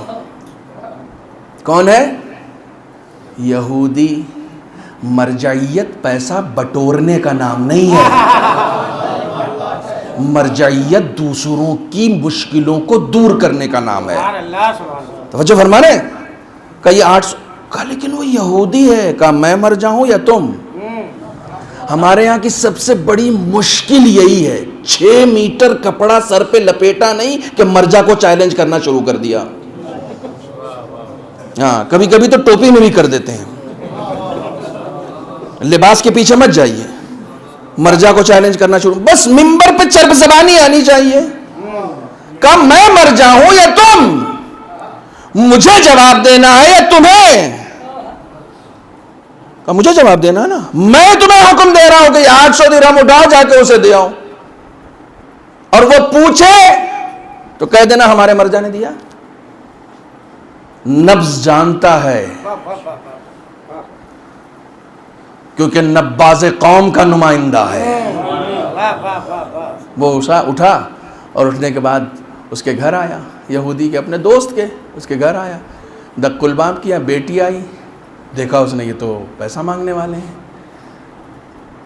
کہا کہ بابا کو بلاؤ. کہا نہیں، بابا کی طبیعت ٹھیک نہیں، وہ آ نہیں پائیں گے. اس نے کہا بابا سے کہو پیسہ لینے نہیں آیا ہوں، دینے آیا.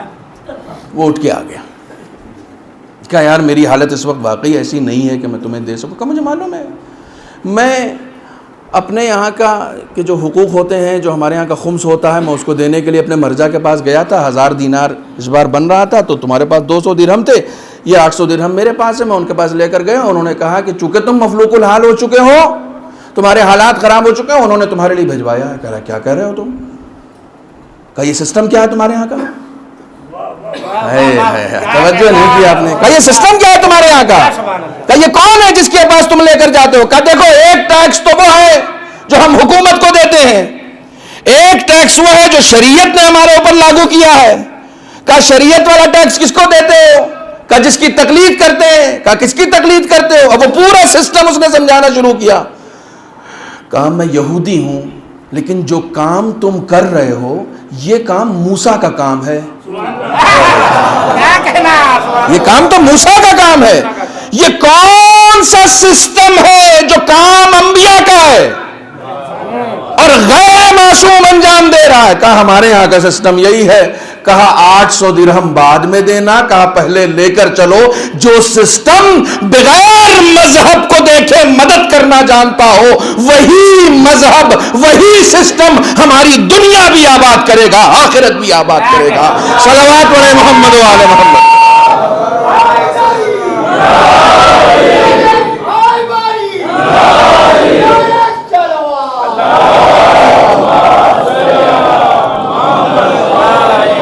ایمان لے آیا، ایمان لے آیا. انہوں نے ایمان لانے کے لیے یہ رقم نہیں دی تھی، لیکن جانتے تھے کردار میں جب طاقت ہوتی ہے نا. دیکھو پیسہ نکالنا بہت آسان کام تھوڑی ہے بھائی، پیسہ جیب سے نکالنا بڑا، چندہ وصولنے والوں کو اچھی طرح معلوم ہے. آپ کے گھر پہ بٹھا کے آپ کو کھانا بھی کھلا دے گا، چائے بھی پلا دے گا، چندہ نہیں دے گا. بڑی مشکل سے جیب سے پیسہ بڑی مشکل سے نکلتا ہے. کیوں مشکل سے نکلتا ہے؟ کیونکہ وابستگی ہے، کیونکہ اسے اس پیسے سے وابستگی ہے. اور امام فرماتے ہیں کہ مومن وہ ہے جو اپنے مال کو اپنا نہ سمجھے. اپنے مال کو، مومن کی علامتوں میں سے ایک علامت یہ ہے کہ وہ اپنے مال کو اپنا مال نہ سمجھے. نہیں سمجھتا مولا پھر کس کا سمجھتا؟ خدا کا. جو خدا کا سمجھے گا وہ دینے میں دریغ نہیں کرے گا, اپنے اوپر خرچ کرنے میں دریغ کرے گا. تھوڑی سخت ہوگا یہ بات. جو اپنے مال کو, توجہ رکھیے گا, جو اپنے مال کو میری جیب میں 1000 روپیہ ہے, وہ اس 1000 روپے کو اپنا نہ سمجھوں, خدا کا سمجھوں. جب میں خدا کا سمجھوں گا نا تو خدا کی راہ میں دینے سے کوئی مجھے گریز ہوگا؟ جس کا تھا اس کے پاس اپنے اوپر خرچ کرنے میں دریغ کروں گا. کیوں؟ وہاں حساب نہیں دینا ہے, یہاں حساب دینا ہے. میں اپنے اوپر خرچ کروں گا تو مجھے حساب دینا پڑے گا, کسی کو دے دوں گا تو حساب نہیں دینا پڑے گا. راہ خدا میں دے دیا میں نے, ختم. تیرا تھا, جس کا تھا اس کو دے دیا. یہ روایت میں 10 مرتبہ بھوپال میں پڑھ چکا ہوں کہ جناب ابو ذر کے لیے مولا کائنات کے ایک صحابی ہیں صعصعہ ابن سوحان, بڑی عجیب و غریب شخصیت ہے. پہلی ذاکری پہلی مجلس روئے زمین پر جو پڑھی گئی ہے وہ صعصعہ ابن سوحان کی طرف سے پڑھی گئی ہے. یہ شاید انفارمیشن نہیں ہو آپ کے لیے, اور وہ جناب زہرا نے منعقد کی تھی. وہ مجلس, معاف کیجیے گا, مولا کائنات نے منعقد کی تھی جناب زہرا کے لیے, اور پہلی مجلس پڑھی ہے صعصعہ ابن سوحان نے, باقاعدہ طور پر جو مجلس ہوئی ہے. امام کا اتنا قریبی صحابی ہے, اور میں آپ کو بتا دوں کون سا صحابی ہے یہ. دیکھیے فضیلت کا یہ گوشہ بھی سنتے جائیے. دنیا میں بہت سارے صحابی ہیں جنہوں نے علی کی مدح کی ہے, لیکن یہی وہ صحابی ہیں کہ جب مولا کائنات دنیاوی اعتبار سے چوتھے خلیفہ کی حیثیت سے مسند خلافت پر بیٹھے تھے, اس وقت سب سے پہلا شخص جو تقریر کرنے کھڑا ہوا تھا وہ صعصعہ تھے. پہلا شخص یہ کھڑے ہوئے, اور انہوں نے کھڑے ہو کے جو لمبی چوڑی تقریر کی اس میں سے صرف ایک نقطہ آپ کو سنا رہا ہوں. انہوں نے, بہت مشہور ہے, آپ نے سن رکھا ہے, لیکن میں چونکہ نام آ گیا ہے اس لیے سنا رہا ہوں کہ یہ کون تھا یہ آدمی.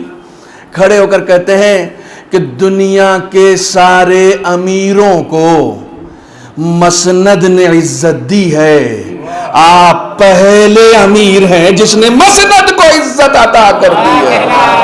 یہ صعصعہ ابن سوحان کا قصیدہ ہے.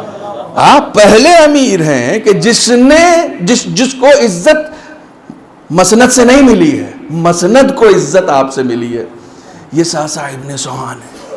انہوں نے جناب ابو ذر سے کہا کہ میں جناب ابو ذر کے لیے کہا کہ صبح صبح میں ابو ذر کے ہاتھ میں درہم و دینار دیکھتا تھا, اور شام ہوتے ہوتے یہ بالکل فقیر ہو جاتا تھا, کچھ بھی نہیں, پھر پیسے ہی نہیں ہیں. تو میں پوچھتا تھا کیا ہوئے کہ پیسے, صبح تو اچھے خاصے تھے تمہارے پاس. تو ابو ذر کہتے تھے میں نے صندوق میں رکھ دیا ہے. صندوق آج بھی عربی میں بینک کو کہتے ہیں. کہا میں نے صندوق میں رکھ دیا ہے. تو میں پوچھتا تھا کہ یہ صندوق کھلے گا کب؟ کہا جیسے ہی مروں گا اپنے آپ کھل جائے گا. موت جو ہے وہ صندوق کی چابی ہے. یعنی انویسٹ کرو مگر اسمارٹ انویسٹر بنو. ہمارے یہاں ایک پالیسی کی کمپنی ہے, جھوٹا نعرہ ہے اس کا, زندگی کے ساتھ بھی اور زندگی, جھوٹا نعرہ ہے. کسی کو زندگی کے بعد LIC کا پیسہ کام آیا ہے؟ ہم بتائیں گے آپ کا پیسہ زندگی کے بعد آپ کو کام آئے گا. LIC کے بتانے پہ مت جائیے, مولا کے بتانے پہ جائیے. مرنے کے بعد LIC والا پیسہ کام نہیں آئے گا, جو آپ نے راہ خدا میں انویسٹ کیا وہ کام آئے گا.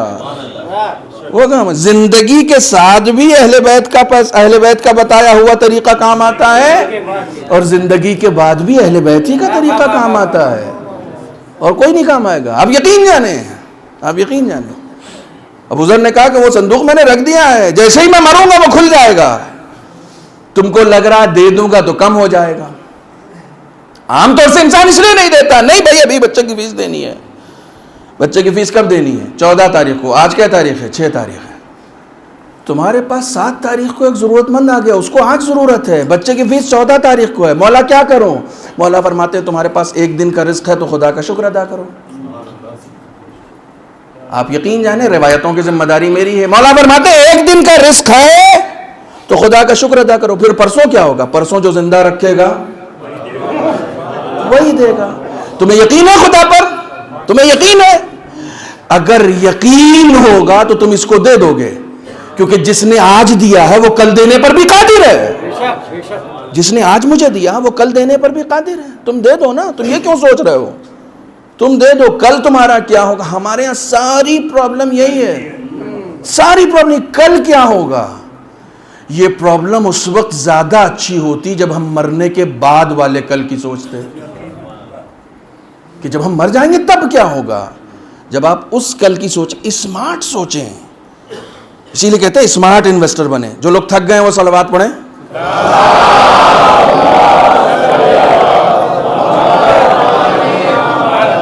نہیں، یہ گفتگو ایسی بھائی، مجھے معلوم ہے بھوپال والوں کو تھکنے کی عادت ہے، جبھی تو مجھے بلاتے ہیں.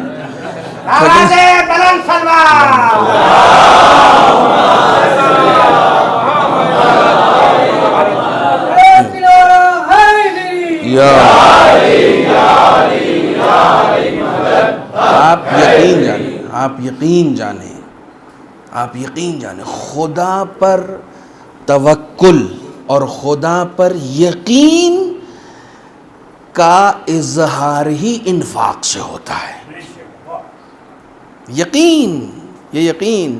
ایک کلپ بنی تھی ابھی گجرات میں، بڑی مشہور بھی ہو گئی. جو لوگ مجھے فالو کرتے ہیں انہوں نے یہ کلپ سن رکھی ہوگی کہ ایک شخص گیا تربوز بیچنے والے کے پاس اور کہنے لگا کہ بھیا خدا کے نام پر مجھے ایک تربوز دے دو.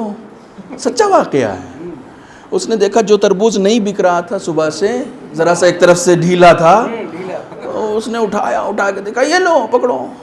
تو اس نے سونگھا، وہ تو سونگھنے کے لائق نہیں تھا، کھانے کے لائق کہاں سے رہے گا. تو اس نے کہا نہیں بھیا یہ تو کھا نہیں پائیں گے. اس نے جیب ٹٹولا، کچھ پیسے ویسے نکالے، کہا بھیا اس کا جو آتا ہو دے دو. اس نے کہا اچھے خاصے پیسے ہیں، ٹھوک ٹھاک کے اچھا بجا کے، تربوز والے بجا کے دیتے ہیں، ٹھیک ہے. اب وہ دیا انہوں نے، کہا ہاں یہ تو اچھا ہے. اس نے دونوں تربوز ہاتھ میں لیا، کہا خدایا یہ تیرے لیے دیا ہے، یہ پیسے کے لیے دیا ہے. سسٹم ہے ہمارا. خدایا یہ تیرے لیے دیا ہے، یہ پیسے کے لیے دیا ہے. ہمارا معاشرہ ایسا ہے، ہم خدا کے لیے وہ دیتے ہیں جو نہیں چلتا. جو تربوز یہاں نہیں چلے گا وہ آخرت میں چلے گا. ہم کسی فقیر کو پیسہ بھی دیتے ہیں نا تو 5 کا وہ نوٹ دیتے ہیں جو بازار میں نہیں چل رہا ہوتا. یہ والا نہیں چل رہا یار، بہت دن سے رکھا ہوا، لو اس کو دے دیتے ہیں، یہ چلا لے گا. جو تم نہیں چلا پائے وہ چلائے گا. جو دنیا میں نہیں چلا وہ آخرت میں کہاں سے چلے گا بھائی؟ وہ آخرت میں کہاں سے چلے گا؟ وہ دو جو اپنے لیے پسند کرتے ہو. ایک خاتون کے ایصال ثواب کی مجلس ہے، بی بی زہرا سلام اللہ علیہا.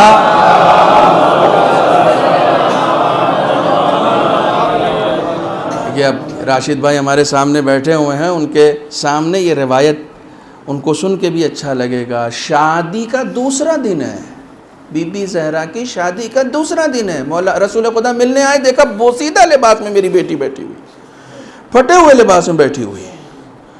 کہا بیٹا تم کو ایک جوڑا شادی کا بہت پسند تھا، تم نے خاص کر کے وہ جوڑا خریدا تھا، وہ کہاں گیا؟ وہ کہاں؟ یہ شادی کا دوسرا دن اور یہ لباس، بوسیدہ لباس. کہا بابا صبح ایک فقیر آیا تھا، میں نے علی کے گھر میں بہت تلاش کیا کہ کیا دوں، مجھے کچھ نہیں ملا. پھر میری نگاہ میرے لباس پہ گئی جو مجھے بہت پسند تھی. یہ لباس مجھے بہت پسند تھا، یہ لباس مجھے بہت پسند تھا، اس لیے میں نے اٹھا کر دے دیا. لن تنالوا البر حتی تنفقوا مما تحبون. وہ دو جو تمہیں پسند ہو، وہ دو. آپ یقین جانیں آپ کے پاس کمی نہیں ہوگی. آپ ایکسپیریمنٹ کر کے دیکھ لیں. آپ مجھے جس معصوم کی قسم کھانے کو کہیں گے میں کھا کر آپ کو یقین دلا سکتا ہوں کہ انفاق کرنے میں کمی نہیں ہوتی ہے، راہ خدا میں خرچ کرنے میں کمی نہیں ہوتی ہے، کسی بھی حاجت مند کی حاجت روائی کرنے سے کمی نہیں ہوتی ہے. جب کوئی کسی کی حاجت روائی کرتا ہے تو خدا اس بندے پر ناز کرتا ہے. ناز کرتا ہے. کیوں ناز کرتا ہے؟ کہ جو کام میرا تھا، میرا بندہ یہ کام کر رہا ہے. امام کا ارشاد ہے کہ من فرج عن عبدہ، جس نے بھی کسی مومن کی، عن مومن یا عبدہ، جس نے بھی کسی مومن کی مشکلات کو دور کیا، خدا آخرت میں اس کی مشکلوں کو دور کرے گا، خدا آخرت میں اس کی مشکلوں کو دور کرے گا۔ یقین، خدا کی ذات پر یقین ہمیں اس مرحلے پر پہنچا سکتا ہے کہ جس خدا نے ہمیں آج یہ رزق دیا ہے، کل بھی میرا خدا وہی ہے، وہ بدلنے والا تھوڑی ہے۔ نہ میں اپنا خدا بدلوں گا، نہ خدا اپنی خدائی کا طریقہ بدلے گا۔ جو خدا مجھے آج یہ رزق دے سکتا وہ کل بھی دے سکتا ہے۔ تو میں آج کسی کی ضرورت کو پورا کرتا ہوں، میرا خدا پھر مجھے کل دے گا، پھر مجھے کل دے گا۔ آپ یقین جانیں، آپ یقین جانیں، نہ دنیا میں، اب میں اپنی طرف سے کہوں گا تو آپ کو شاید یقین نہ ہو، امام فرماتے ہیں الصدقۃ تنزل الرزق، صدقہ رزق کے نازل کرنے کا سبب ہے۔ رزق نازل ہوتا ہے صدقے سے، صدقہ رزق میں اضافے کا سبب ہے، صدقہ رزق میں اضافے کا سبب ہے۔ ہم لوگ صدقے کے نام پر بھی 1-2 روپیہ نکالتے ہیں، زیادہ کسی کو توفیق ہو گئی تو 5 روپیہ، کم سے کم اتنا نکالیں کہ ایک آدمی کا پیٹ بھر جائے، کم سے کم، کم سے کم۔ آپ روزانہ اپنے گھر سے نکلتے وقت اگر ایک مومن کا پیٹ بھرنے کے لیے رزق نکال دیں گے، اور مجھے لگتا ہے کہ 10 روپے میں بھر سکتا ہے، کم سے کم، کم سے کم، کم سے کم 10 روپے میں بھر سکتا ہے۔ آج کی ڈیٹ میں ہمارے ہندوستان میں بھی 5 روپے کی روٹی آ جاتی ہے، کم سے کم کسی ایک مومن، کسی بھی بھوکے، حدیث کی لفظ ہے اطعم الجائع، بھوکے کو کھانا کھلاؤ، اطعم المومن نہیں ہے، میں حدیث کا ذمہ دار ہوں۔ اطعم الجائع، بھوکے کو کھانا کھلاؤ، جو بھی بھوکا ہے اس کو کھانا کھلاؤ، جو بھی بھوکا ہے۔ کمال ہے، اللہ اکبر۔ بس میں بالکل آخری مرحلے میں ہوں، مصائب کے 2-4 لفظ مجھے پڑھنے ہیں، لیکن یہ حدیث آپ کو مجھے مکمل کرنے دیجئے۔ جائے، یہاں پر یہ بھی شرط نہیں ہے کہ انسان ہو، جو بھی بھوکا ہے۔ نجس کتا بھی تمہیں بھوکا نظر آئے نا تو اس کو بھی کھلاؤ۔ میں ابھی کل ہی جا رہا تھا دہلی میں، تو دیکھا کہ یہ جو ڈاگ لورز ہوتے ہیں نا، ان کے یعنی کتوں کے فوڈز کی پوری ایک دکان ہے۔ میں نے کہا کہ یہ ڈاگ لورز نہیں ہیں، یہ نفس پرست ہیں، یہ صرف اپنے کتے کی غذا خریدتے ہیں، بھوکے کتے کی غذا نہیں خریدتے۔ یہ جو اپنے آپ کو ڈاگ لورز کہتے ہیں نا، اینیمل لورز کہتے ہیں، یہ نفس پرست ہیں، یہ صرف اپنے کتے کے لیے غذا لیتے ہیں، گلی میں بھوکے کتوں کے لیے غذا نہیں لیتے۔ یہ دین ہمارا یہ کہتا ہے کہ کتا بھی چاہے بھوکا ہو۔ جناب زینب کے شوہر جناب عبداللہ اپنے باغ میں بیٹھے ہوئے تھے، دیکھا ایک حبشی آیا اور اس کو بھوک لگ رہی تھی، اس نے، ظاہر سے مزدور ہے، اس نے جو ہے وہ اپنا کھانا جو پشت پہ رکھے ہوا تھا وہ کھولا اور کھانا ہی چاہ رہا تھا، دیکھا سامنے ایک کتا آ گیا۔ اب کتا زبان نکال کے باہر بیٹھ گیا، تو اس حبشی نے اپنی روٹی اٹھائی، اٹھا کے اس کتے کے سامنے دے دی۔ کتے نے روٹی کھائی، پھر زبان باہر، اس نے دوسری روٹی اٹھائی، وہ بھی دے دی۔ دوسری روٹی کھا کے بھی کتا جو ہے وہ پھر زبان باہر نکال کے کھڑا ہو گیا۔ اس نے تیسری آخری روٹی اٹھائی، اس نے اٹھا کے دے دی۔ شاید میں نے آپ کو سنایا ہو، تیسری روٹی بھی دے دی۔ جناب عبداللہ یہ منظر دیکھ رہے تھے، ایک غلام حبشی آدمی کتے کو کھانا کھلا رہا ہے، اس کے پاس آئے، کہنے لگے کیا ہوا، تم نے کھانا کھایا نہیں؟ کہا مجھ سے زیادہ بھوکا یہ کتا تھا۔ کہا تم نے اسے کیوں دے دیا؟ کہا میرا رزق پھر کہیں نہ کہیں مل جائے گا، اسے کون لا کر دے گا، اسے کون لا کر دے گا، میں تو کہیں نہ کہیں ابھی پھر کچھ نہ کچھ کر کے کھا لوں گا، اسے کون لا کر دے گا۔ انہوں نے گھر سے اس باغ کے پیپر منگوائے اور اس پیپر کو لے کر، جسے کہا جاتا ہے کہ جو بھی ڈاکومنٹ بنانے کی جگہ ہوتی ہے وہاں گئے رجسٹرار آفس میں، اور جا کے وہ پورا باغ اس کے نام کر دیا۔ تو اس نے کہا کہ یہ کام آپ کیوں کر رہے ہیں؟ یہ تو میں نے خدا کے لیے کیا ہے۔ کہا میں بھی وہی کر رہا ہوں۔ نہیں، آپ پہلے جملہ میرا سنیں۔ کہا میں بھی خدا کے لیے کر رہا ہوں۔ کہا لیکن مجھے تو کتے کا پیٹ بھرنا تھا۔ کہا میں یہ چاہ رہا ہوں اس ثواب میں مجھے شریک بنا لو۔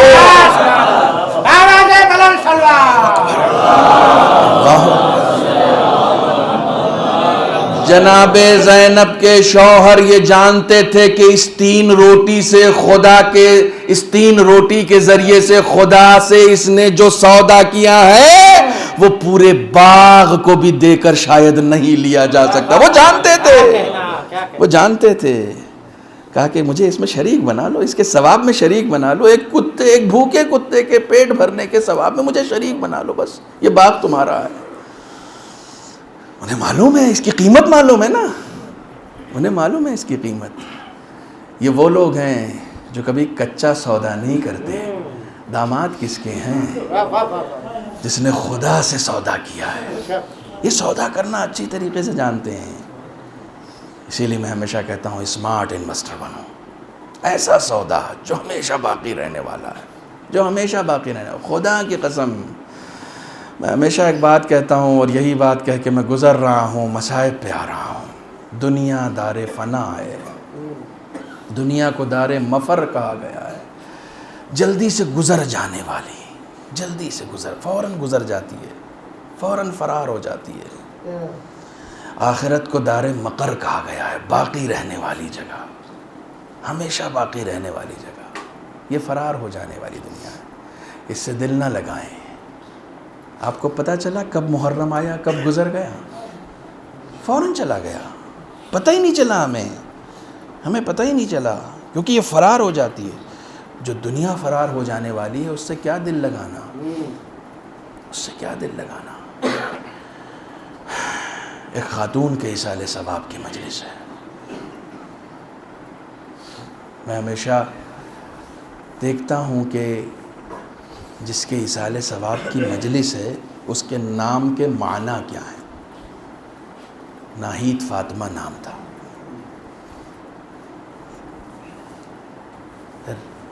لغت نے ایک مہربان، خوش مزاج،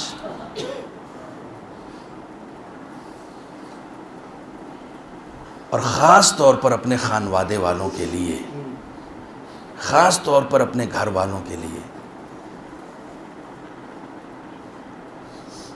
ایک مہربان خاتون کے طور پر وہ رہی ہیں، انہوں نے زندگی گزاری ہے، اور اس کی تصدیق ان کے گھر والے، ان کے بیٹے، ان کے شوہر زیادہ اچھے سے کر سکتے ہیں۔ میں جب نام کے معنی دیکھ رہا تھا، آپ یقین جانیں مجھے جناب رباب ذہن میں آ رہی تھی۔ امام حسین علیہ السلام جناب رباب کے لیے کہتے ہیں کہ دو خاتون کے لیے امام حسین نے کہا ہے، خاص طور پر ایک جناب سکینہ اور ایک جناب رباب۔ امام حسین جہاں جانا چاہتے تھے کہ یہ دو خاتون میرے ساتھ رہے، کیونکہ بے پناہ مہربان خاتون، بے پناہ، اور خاص طور سے اپنے خانوادے والوں سے ایک سچا عشق کرنے والی، ایک سچا عشق کرنے والی۔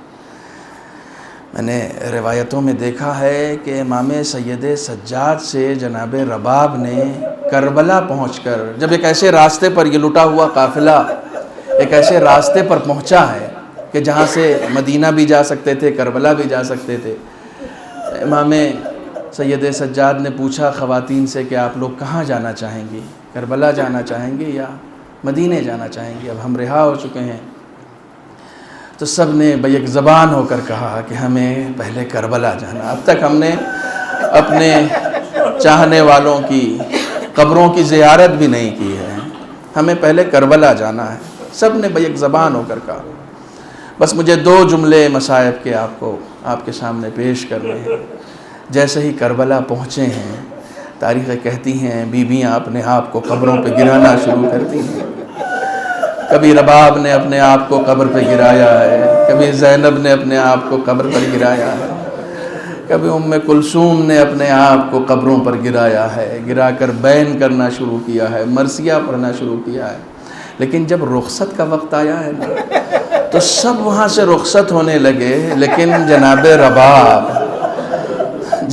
رباب ہمارے استاد ہمیشہ کہتے ہیں کہ اگر توسل کرنا ہونا کبھی تو امام حسین کی اس زوجہ سے توسل کیا کرو، امام حسین کی اس چاہنے والی بیوی سے توسل کیا کرو، کیونکہ شب عاشور جب ساری خواتین اپنے اپنے بچے کو تیار کر رہی تھیں تو یہ واحد خاتون تھی جو اپنے بچے کے جھولے پہ سر رکھ کے گریہ کر رہی تھی۔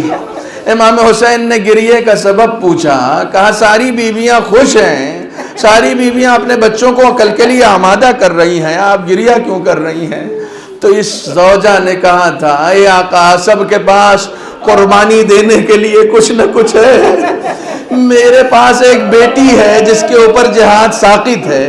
میرے پاس جو بچہ ہے وہ اتنا چھوٹا ہے کہ میں اسے لباس جنگ بھی نہیں پہنا سکتی, میں اسے تیار بھی نہیں کر سکتی. امام نے کہا اے رباب, یہ ساری بیویاں جو اپنے بچوں کو تیار کر رہی ہیں سب کے سب جہاد کریں گے, مگر تمہارا بچہ جو جہاد کرے گا وہ قیامت تک یاد رکھا جائے گا. تمہارے بچے کا جہاد قیامت تک یاد رکھا جائے گا. یہ وہ بیوی ہیں, یہ وہ بیوی ہیں. جناب سید سجاد کے پاس جاتی ہیں اور جا کر کہتی ہیں اے آقا, آپ ہمارے آقا ہیں, آپ ہمارے سید ہیں. دیکھیے رشتہ ماں بیٹے کا ہے, لیکن ایک ماں کو بھی معلوم ہے کہ امام ہوتا ہے. جناب سید سجاد سے کہتی ہیں کہ اگر ایک امام کی حیثیت سے آپ کی اجازت ہو تو میں اپنے والی و وارث کی قبر پہ کچھ دن رہنا چاہتی ہوں. میں اپنے والی و وارث کی قبر پہ کربلا میں رہنا چاہتی ہوں. ایک ماں کی فرمائش تھی. جناب سید سجاد انکار نہ کر سکے, لیکن اتنا ضرور کیا, بنی اسد کے قبیلے والوں کے پاس گئے. کہنے لگے کہ دیکھو ہم لوگ جا تو رہے ہیں واپس, لیکن یہاں پر آپ کے درمیان ایک خاتون رہیں گی, آپ ان کا خیال رکھیے گا. امام چھوڑ کر گئے ہیں. تاریخ بتاتی ہے, بنی اسد کے قبیلے والوں نے نقل کیا ہے کہ جب تک یہ خاتون کربلا میں رہی ہیں کبھی سائے میں نہیں بیٹھی, کبھی سائے میں نہیں بیٹھی ہیں. لٹا ہوا قافلہ مدینے چلا گیا. کچھ زمانے کے بعد تاریخ بتاتی ہے کہ جناب رباب بھی جب مدینے پہنچی ہیں تو دیکھنے والوں نے پہچانا نہیں ہے کہ جناب رباب کا چہرہ دھوپ میں بیٹھتے بیٹھتے اتنا سیاہ ہو چکا تھا کہ نہ سید سجاد نے پہچانا, نہ جناب زینب نے پہچانا, لیکن عمل وہی جاری رہا. مدینے پہنچنے کے بعد بھی جناب رباب کبھی سائے میں نہ بیٹھی. تاریخ کہتی ہے, بعض مقاتل نے نقل کیا ہے کہ مدینے پہنچنے کے بعد بھی جناب رباب کا عمل یہی رہا کہ کبھی سائے میں نہ بیٹھی. جب بھی ان سے کہا گیا کہ آپ آ جائیے, سائے میں آ کر بیٹھ جائیے, تو فوراً کہتی تھی میں نے اپنے والی و وارث کے جنازے کو بے کفن دھوپ میں پڑا ہوا دیکھا ہے. کبھی زندگی میں ٹھنڈا پانی نہ پیا, کبھی سائے میں نہ بیٹھی. جب آخر میں امام نے ایک امام کی حیثیت سے حکم دیا کہ اے اماں, میں آپ کو ایک امام کی حیثیت سے حکم دیتا ہوں کہ اب آپ دھوپ میں نہ بیٹھے. ایک طرف سے جناب سید سجاد نے اٹھایا, ایک طرف سے جناب زینب نے اٹھایا, لیکن تاریخ کہتی ہے آپ حکم مان تو گئی, جیسے ہی کھڑا کیا گیا جناب زینب کہتی ہے بیٹا سید سجاد, رباب اب اس دنیا میں نہ رہی. انہوں نے اپنے شوہر سے یہ وعدہ کیا تھا کہ آپ کے بعد کبھی ٹھنڈا پانی نہ پیوں گی, آپ کے بعد کبھی سائے میں نہ بیٹھوں گی. الا لعنت اللہ علی القوم الظالمین وسيعلم الذین ظلموا أي منقلب ينقلبون. بسم الله الرحمن الرحيم. اللهم كن لوليك الحجة ابن الحسن صلواتك عليه وعلى آبائه في هذه الساعة وفي كل ساعة وليا وحافظا وقائدا وناصرا ودليلا وعينا حتى تسكنه أرضك توعا وتمتعه فيها طويلا. بار خدایا بحق محمد و آل محمد ذکر کا ثواب 14 معصومین کے وسیلے سے مرحومہ ناہید فاطمہ کی روح کو ایصال فرما. معبود بحق محمد و آل محمد ہم سب کی توفیقات خیر میں اضافہ فرما, ہمارے تمام گناہوں کو معاف فرما. بالخصوص اس مجلس میں شرکت کرنے والی تمام خواتین اور تمام حضرات کے آباء و اجداد جو اس دنیا سے گزر چکے ہیں, اور بالخصوص جن کے لیے مجلس منعقد کی گئی ہے, انہیں جوار معصومین میں جگہ عنایت فرما. معبود بحق محمد و آل محمد تمام بے روزگاروں کو روزگار عطا فرما, تمام مقروضین کے قرض کو ادا فرما, پالنے والے تمام حاجت رکھنے والوں کی حاجت روائی فرما. بار الہ بحق محمد و آل محمد ہم سب کو حج و زیارات سے مشرف فرما. معبود بحق محمد و آل محمد بے اولادوں کو صاحب اولاد بنا. معبود بحق محمد و آل محمد تمام خدمت گزاران دین, علماء کرام, مراجع عظام, بالخصوص حضرت آیت اللہ خامنئی، حضرت آیت اللہ سیستانی کو طول عمر عطا فرما۔ معبود منتقم خون حسینی سلطان دماء حضرت امام عصر کے ظہور میں تعجیل فرما، ہمیں ان کے اعوان و انصار میں شمار فرما۔ ربنا تقبل منا انک انت السمیع العلیم۔ گزارش ہے ایک مرتبہ اور سورہ حمد اور 3 مرتبہ سورہ اخلاص کی اول و آخر درود کے ساتھ مرحومہ ناہید فاطمہ بنت انیس الحسن۔ بسم اللہ الرحمن الرحیم، الحمدللہ رب العالمین الرحمن الرحیم، بسم اللہ الرحمن الرحیم۔